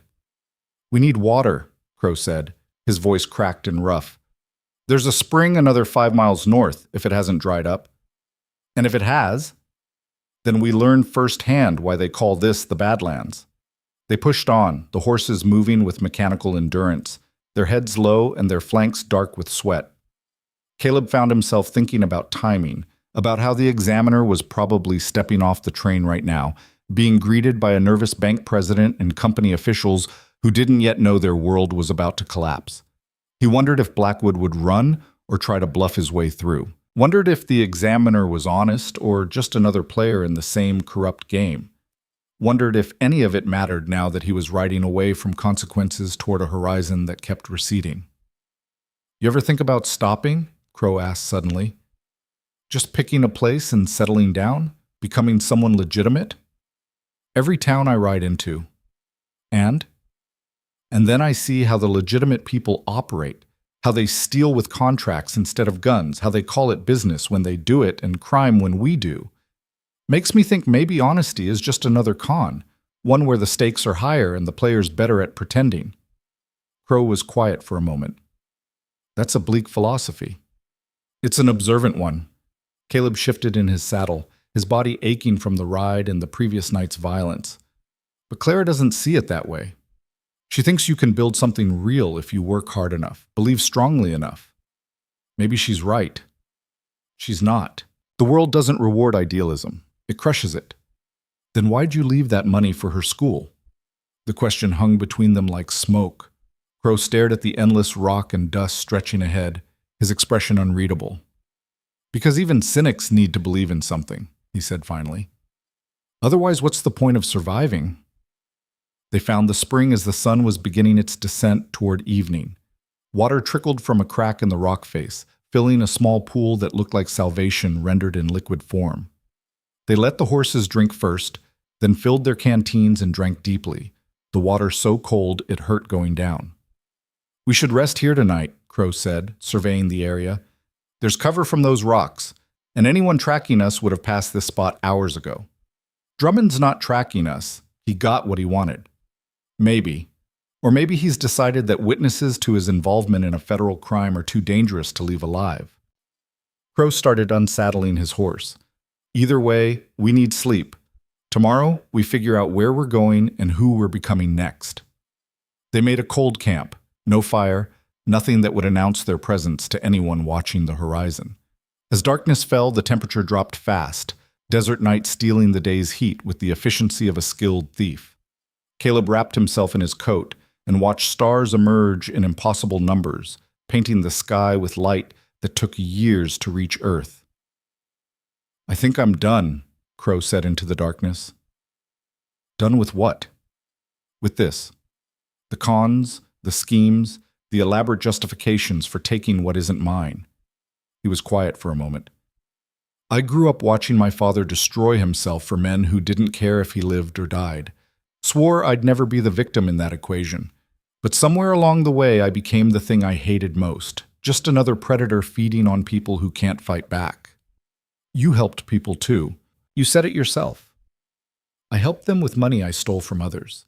That's not charity, it's redistribution with extra steps, and my cut off the top. Crow shifted position, and Caleb heard something that might have been a bitter laugh. That money I left for Clara's school? That's the first honest thing I've done since I was 15 years old. And I only did it because I knew I was riding away and would never face the consequences of actually being decent. Caleb understood that feeling, the freedom that came from running, the cowardice disguised as pragmatism.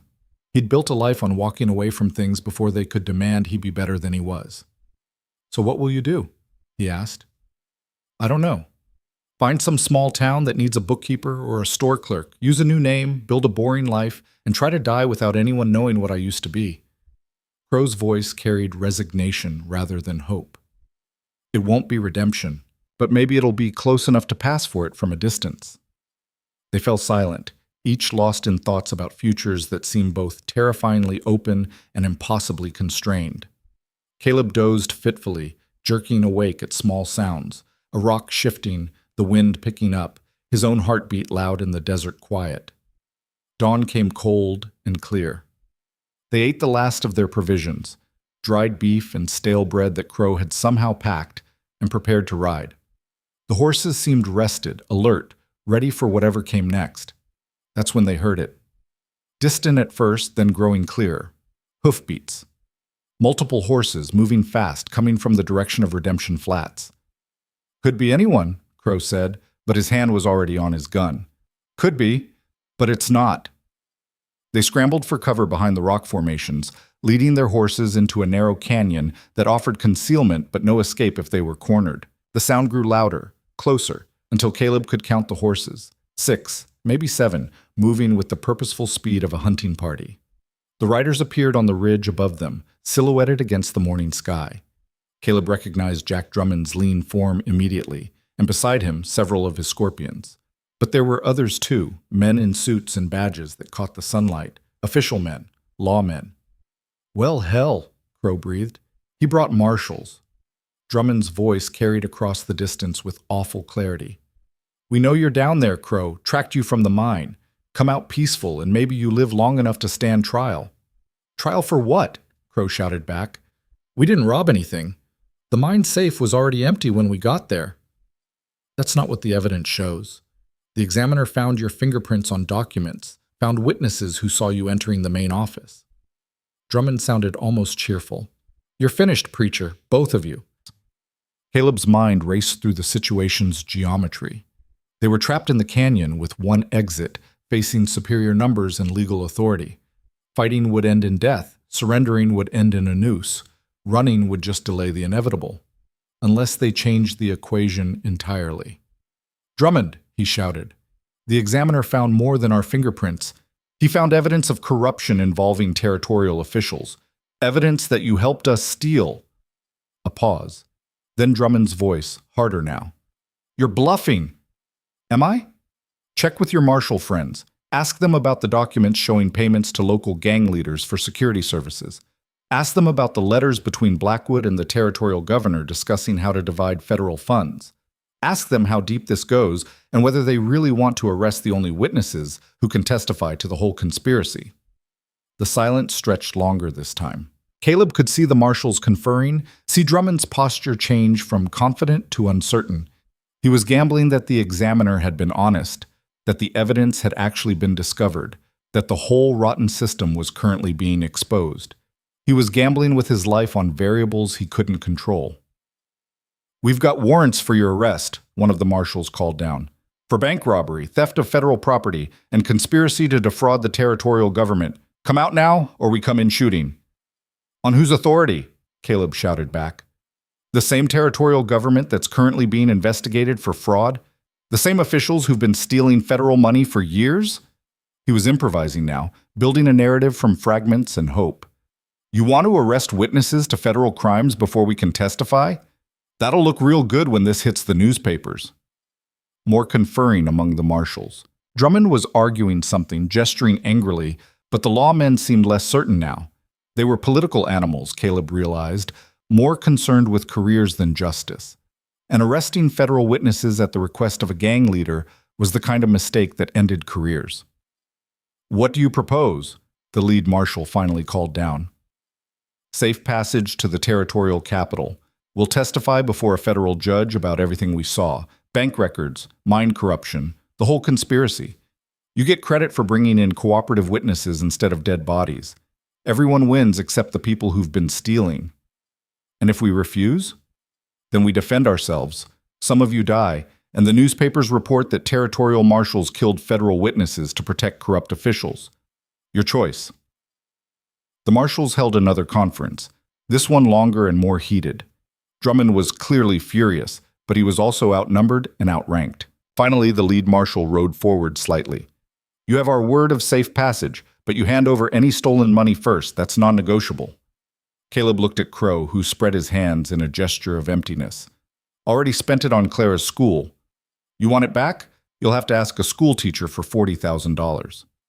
The marshal's expression suggested he thought they were lying, but he also knew that fighting over money in the Badlands was stupid when bigger prizes waited in the capital.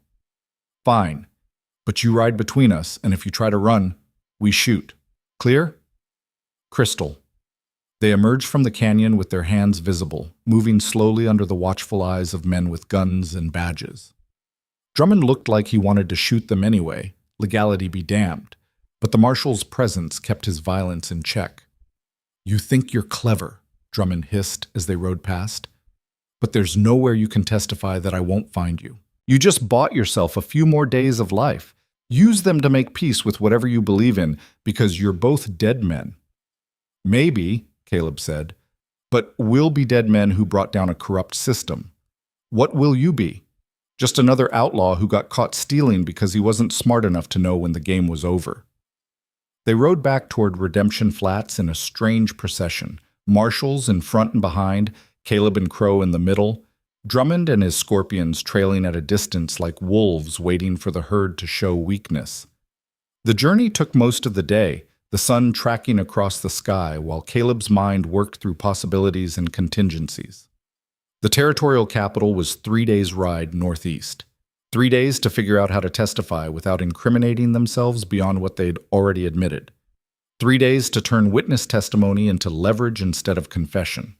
3 days to somehow survive what was coming. As they crested the final ridge before Redemption Flats, Caleb saw the town transformed.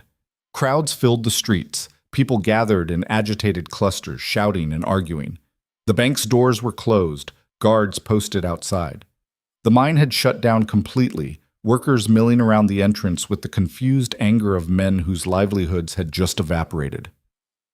The examiner's report must have been released, Crow observed. Looks like the whole territory is about to explode. They rode into town under the weight of 100 hostile stares. People recognized Crow, recognized the marshals, and put together a story that probably bore some resemblance to truth.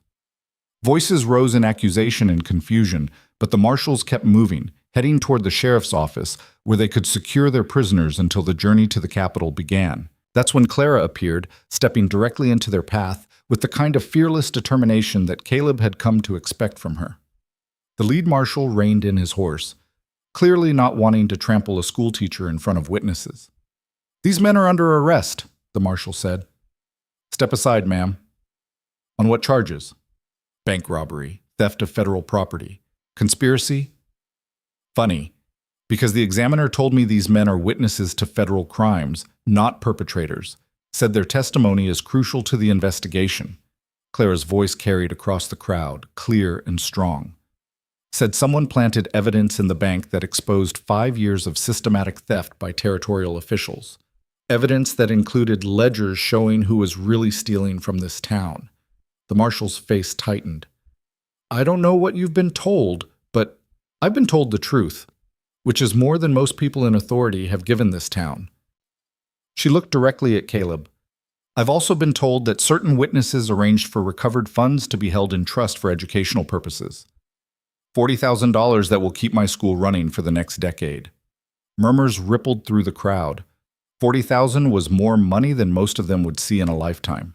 The idea that it was going to the school, that something good might come from the chaos, seemed to shift the mob's mood from angry to confused to cautiously hopeful. "The examiner said that?" the marshal asked carefully. "He did, Right before he told me that anyone who interfered with witness testimony would be obstructing a federal investigation. Clara smiled, and there was steel in it. So I suggest you treat these men as valuable assets rather than common criminals, at least until a federal judge decides which they actually are. The marshal looked like he'd bitten into something sour, but he nodded. They'll be treated fairly. You have my word. Your word and federal oversight. I'll be sending a telegram to the territorial governor's office, the new acting governor, since the old one was just arrested based on evidence these witnesses provided. I'll make sure everyone knows that Redemption Flat's recovery depends on their testimony being heard. She stepped aside then, letting the procession continue, but not before catching Caleb's eye. In that brief moment of connection, he saw recognition and something that might have been respect. She knew what he was, knew what he'd done, but she also understood that sometimes monsters served purposes before they were destroyed. The sheriff's office was cramped and smelled of old coffee and resignation. The sheriff himself, a tired man named Henderson, who'd clearly been taking bribes for years, looked relieved to have marshals taking responsibility for everything. He locked Caleb and Crow in separate cells without comment, then disappeared into his back office to drink away the complications. "Well," Crow said from his cell across the hall, "we're still alive. That's something. We're alive until someone decides we're more dangerous as witnesses than as corpses." Caleb tested the cell bars, found them solid. Drummond knows we can implicate him in the mine robbery. The territorial officials who haven't been arrested yet know we can expose them. Even the marshals might decide we're inconvenient once they've gotten credit for breaking the case. So we're trapped between multiple people who want us dead, with no money, no allies, and no leverage except testimony that might get us killed before we can give it. Crow laughed without humor. "I've had better positions." The afternoon crawled past. Through the small window, Caleb watched Redemption Flats continue its transformation. The examiner's report had apparently named names, detailed crimes, shown the full scope of corruption that had been choking the town. Federal agents were arriving, starting interviews, making arrests. The company's main office was being raided, its records seized. The bank remained closed, but Clara's school was open, and Caleb could hear the bell ringing for afternoon classes. As evening fell, Thomas Way appeared at the jail. He looked older somehow, the events of the past days having aged him beyond the hours they'd consumed. The sheriff let him through after checking for weapons. "I'm leaving," Way said without preamble, standing outside Caleb's cell. "Taking what's left of my life and going somewhere nobody knows what I've done." "Smart." "Is it? I helped rob a bank and a mine. I created fake gold to frame innocent people. I'm as guilty as anyone." Way's hands gripped the bars. "But nobody's looking for me. The examiner thinks I'm just another victim of the company's schemes. The marshals don't even know I exist. So I get to walk away while you two face consequences." "Life's not fair," Caleb said. "You figured that out when your daughter died." "My daughter died because the system was corrupt, and I responded by becoming part of that corruption instead of fighting it." Way pulled an envelope from his coat. "This is for you. Information about the company's secondary accounts. The ones even Blackwood didn't know about. Offshore investments, shell corporations, hidden assets worth maybe $2 million. Information the federal investigators would find very valuable." Caleb took the envelope. "Why give this to me?" "Because you're going to need leverage to survive what's coming. Those accounts contain money stolen from federal land grants, military contracts, infrastructure funds, evidence of crimes that reach all the way to Washington. If you're smart, you'll use this information to negotiate immunity. Tell them you'll lead investigators to the money in exchange for witness protection and a clean slate. And if they refuse, then you disappear with the account numbers and access codes I've included. Live somewhere quiet on money that's already been stolen 3 times over. It won't be justice, but it'll be survival." Way stepped back from the bars. "I've made my choice. I'm choosing survival and a quiet life of guilt. You choose whatever your conscience can bear." He left before Caleb could respond, disappearing into the evening like a ghost who'd already moved beyond haunting. Caleb opened the envelope and found exactly what Way had promised: detailed financial information about hidden accounts, access codes, correspondence between company officials and foreign banks. It was leverage, all right. The kind that could buy freedom or get you killed depending on how you used it. What is it? Crow called from his cell. An exit strategy. Maybe. That night, Caleb lay on the thin mattress and thought about choices. He could trade Way's information for immunity, testify against everyone, and disappear into witness protection. He could use the account numbers to steal the money and run, becoming the exact kind of criminal everyone already thought he was. Or he could do something nobody would expect, tell the truth, accept consequences, and see if the system he'd been fighting against could occasionally deliver actual justice. Sleep came in fragments, broken by sounds from the street, drunks singing, arguments over money, somewhere in the distance a woman crying. Redemption Flats was a town in chaos. Its old order collapsed and nothing clear rising to replace it. In the morning, the marshals would begin the journey to the territorial capital. Everything that came after would depend on decisions Caleb hadn't made yet. He was still wrestling with options when dawn broke and Clara appeared at the jail again, this time with breakfast and news. "The acting governor has ordered a full investigation," she said, passing tin plates through the bars. "They're going after everyone. Territorial officials, company executives, local collaborators. They want your testimony for at least a dozen separate cases." "Sounds like we'll be very popular," Crow observed. "Or very dead," Clara replied bluntly. "Which is why I've arranged something. The federal investigators have agreed to protective custody during the trials. You'll be housed in a secure location, given new identities after you testify, and relocated anywhere in the country you choose. In exchange, you give complete testimony about everything you witnessed." Caleb studied her face. "Why are you helping us?" "Because you helped my school. Because whatever else you are, you exposed corruption that was killing this town. Because Samuel, that boy you saved, deserves to grow up in a place where the system isn't completely broken." She met his eyes. "And because I think you're both tired of running. This is your chance to stop." After she left, Crow said quietly, "She's offering us redemption, the real kind, not the counterfeit version we've been chasing." Redemption comes with costs. Testifying means admitting to crimes. New identities mean giving up whoever we used to be. Witness protection means living in fear that someone will find us anyway. As opposed to what? Running forever? Stealing forever? Eventually getting caught or killed in some dusty town exactly like this one? Crow laughed softly. "I'm tired, Vance. Tired of the schemes and the lies and the looking over my shoulder. If stopping means facing consequences, I'm ready to face them." Caleb thought about Way's envelope still hidden in his coat.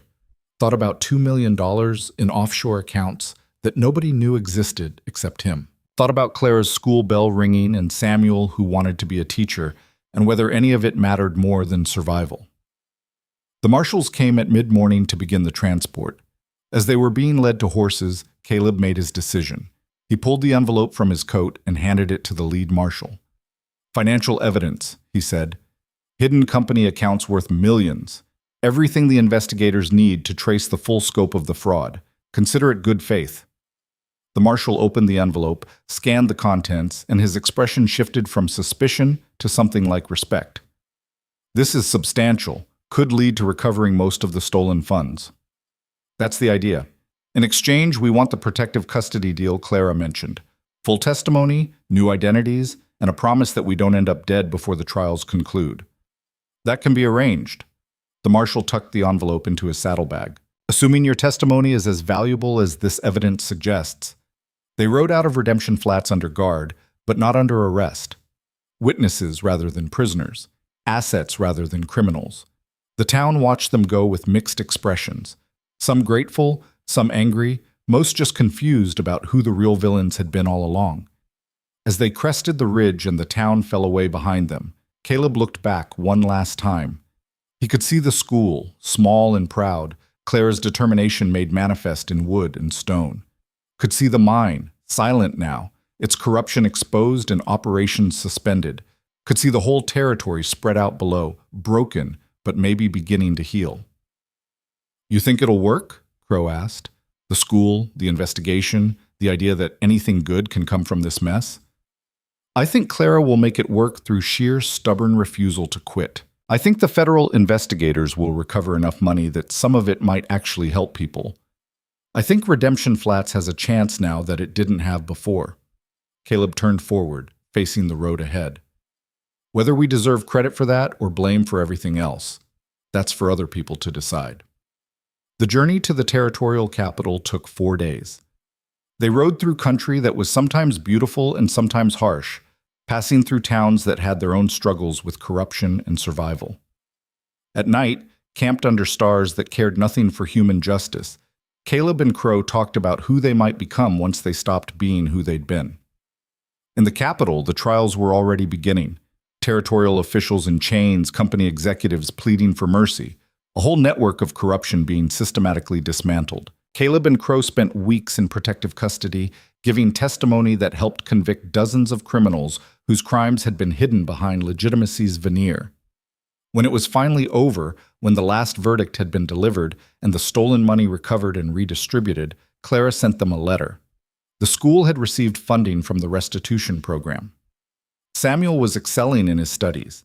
Redemption Flats was building a library, repairing roads, investing in its own future rather than having that future stolen by distant officials.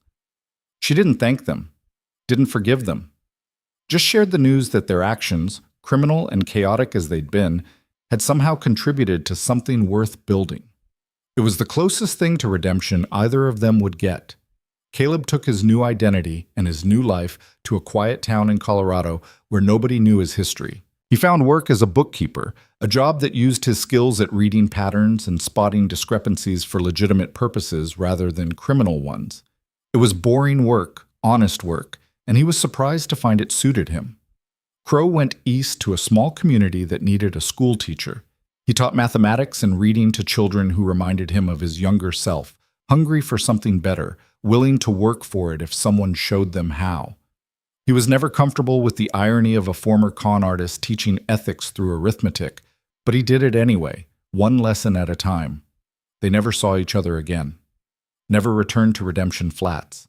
The life they'd lived, the schemes and the violence and the constant motion, became stories they occasionally told themselves on quiet nights when the past seemed more real than the present. But sometimes, in moments between heartbeats, Caleb would remember the weight of a gun in his hand and the sound of Clara's voice telling him that one life saved could matter more than a dozen crimes committed. Would remember Crow's face in the desert night, admitting he was tired of being a predator. Would remember the choice he'd made to stop running and face consequences instead. Years later, traveling through Denver on business, Caleb saw a newspaper article about Redemption Flats. The town had rebuilt itself, transformed from a company town into a thriving community with good schools and honest government. The article mentioned a scholarship fund established in memory of everyone who'd suffered under the old corrupt system. It was funded by recovered stolen money, managed by a board that included a school teacher named Clara Hartwell. In the photograph accompanying the article, Caleb recognized a young man standing beside Clara, older now, confident, wearing the collar of an educator. The caption identified him as Samuel Chen, Redemption Flats' newest teacher, continuing the tradition of building futures through education. Caleb cut out the article and kept it in his desk drawer, a reminder that sometimes the smartest thing an outlaw could do wasn't to take the most money or pull the perfect crime. Sometimes it was knowing when to stop, when to walk away not from consequences but toward them, when to bet everything that the world might occasionally reward the choice to be better instead of just being clever. He never knew if that made him a hero or just a criminal who'd gotten lucky. But he knew that in a town called Redemption Flats, a boy named Samuel was teaching children to read, that Clara's school still rang its bell every morning, that corrupt systems had fallen and better ones had risen, imperfect but striving. And he knew that for one brief moment in his life of taking, he'd helped build something that lasted. It wasn't redemption, not really, not completely. But standing at the window of his Colorado office, watching ordinary people live ordinary, honest lives, Caleb Vance thought it might be close enough to pass for it from a distance, close enough to make the years that followed mean something more than survival, close enough to prove that even in a world ruled by greed and deception, there were still moments when choosing to stop stealing could be the most profitable decision of all. The sun was setting, painting the mountains in colors that made everything look clean and new. Caleb turned away from the window and back to his ledgers, his honest work, his quiet life. Tomorrow would bring more of the same, numbers and routine, and the kind of peace that came from knowing he'd finally found something worth keeping. Not the money, not the reputation, not the clever schemes that had defined his identity for so long, just the knowledge that somewhere a school bell was ringing, and that was enough.